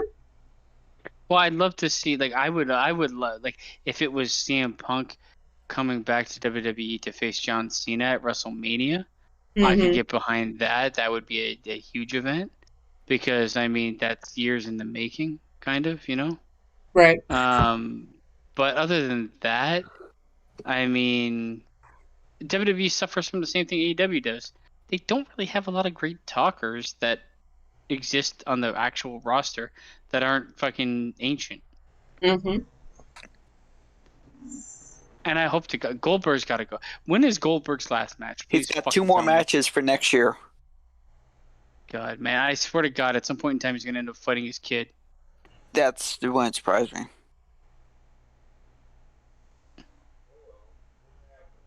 TNA. I don't even. Okay, there's other wrestling companies that exist. TNA is something I will never watch. I have never watched. Is We Ring of Honor watched it still once, alive? and that we've not watched it since. I have not watched it. Is Ring of Honor still a thing? Yeah. Yes, it is. And Ring of Honor NWA is still a thing, but it's on at fucking midnight. Mm-hmm. Okay, so it's basically dead. Yeah. Yeah. NWA's, I'm surprised that's still around since they let Thunder Rosa go. I don't. And NWA. Who do they have? NWA is now partnering up with Fightful Select. And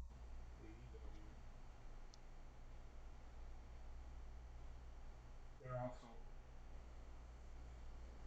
doing that. The problem with NWA is They have a band singer from the Smashing Pumpkins in control. Yep. but he's the funding behind it. The problem with NWA is Mickey James. Okay, Danhausen or whatever his name is. Dan Nelson can suck a dick too. What is this guy? He's an idiot. I feel like he's a mime He is. and not a wrestler He is. because I've never seen him wrestle. I just see him tag himself on people more popular to become more popular. He's another one of those I can do flips guys. He's a social media wrestler. Mm-hmm. He is. But he's pretty fucking popular somehow. It's because he put himself out there and just basically stalked every page he possibly could and got himself up there. He stalked every popular wrestler and photoshopped himself terribly into pictures with them. And all of a sudden, he's like, never seen him wrestle. Looks like a fucking dickhead. He followed the same route that fucking Warhorse did. Yeah, there's a couple of them out there that just can't get over. He's back in his fucking basement wrestling his mother again, I think. I am going to go lay down and let JP... No, you're going to have me do it? Alright, well, we're going to end the show here. Oh, good night, Lord. We got to be up early tomorrow, don't we? JP's fighting troubles with his feet. What? JP is having troubles with his feet again. Footloose? I'm sorry? Say it again? Footloose? No, he's got the gout again. No, So I do not have the gout again. that's what it sounded like you said. I said I do. It's not the gout. It's Okay. that. Well, start using lotion. You're not using the right lotion. God, somebody's mean you were gonna Just fucking come on your feet. Anyway, Nature's lotion. you folks have a good night. Anything going on tomorrow that you guys know of? I'm going to be sleeping. Okay. I'm just going to come home from work and watch SummerSlam. Oh shit, there's SummerSlam. Yeah, SummerSlam is on Saturday and NXT TakeOver is on Sunday. Why has that happened?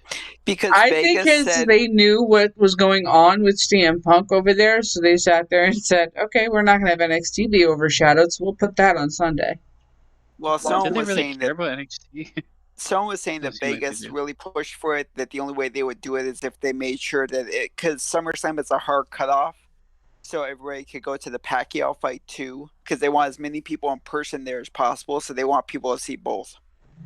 Who are these? Someone said. You know. Solomon talked about it the other day on his podcast. Well, I mean, the thing is, if WWE is being used as catalyst for the Pacquiao fight, it gives me more reason to be like, what the fuck's happening with WWE? Yes. Like, I got concerns. WWE. I honestly feel like a sale will happen. They have to wait for their current contracts to end first. That's gonna take a while. Well, they kind of been amping, like they've cut a lot of fucking money that they haven't been using. But I don't think he'll ever sell it to anybody else besides Triple H. It's definitely just like his dad sold it to him. It doesn't look like he's fucking want to do anything with Triple H. Considering the names that he cut from NXT, yeah. But I can't understand what WWE's doing. I like it. It boggles my mind. But anyway,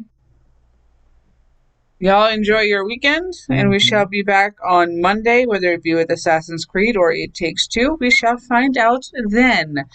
Y'all have a great night, and we shall see you soon. Bye-bye.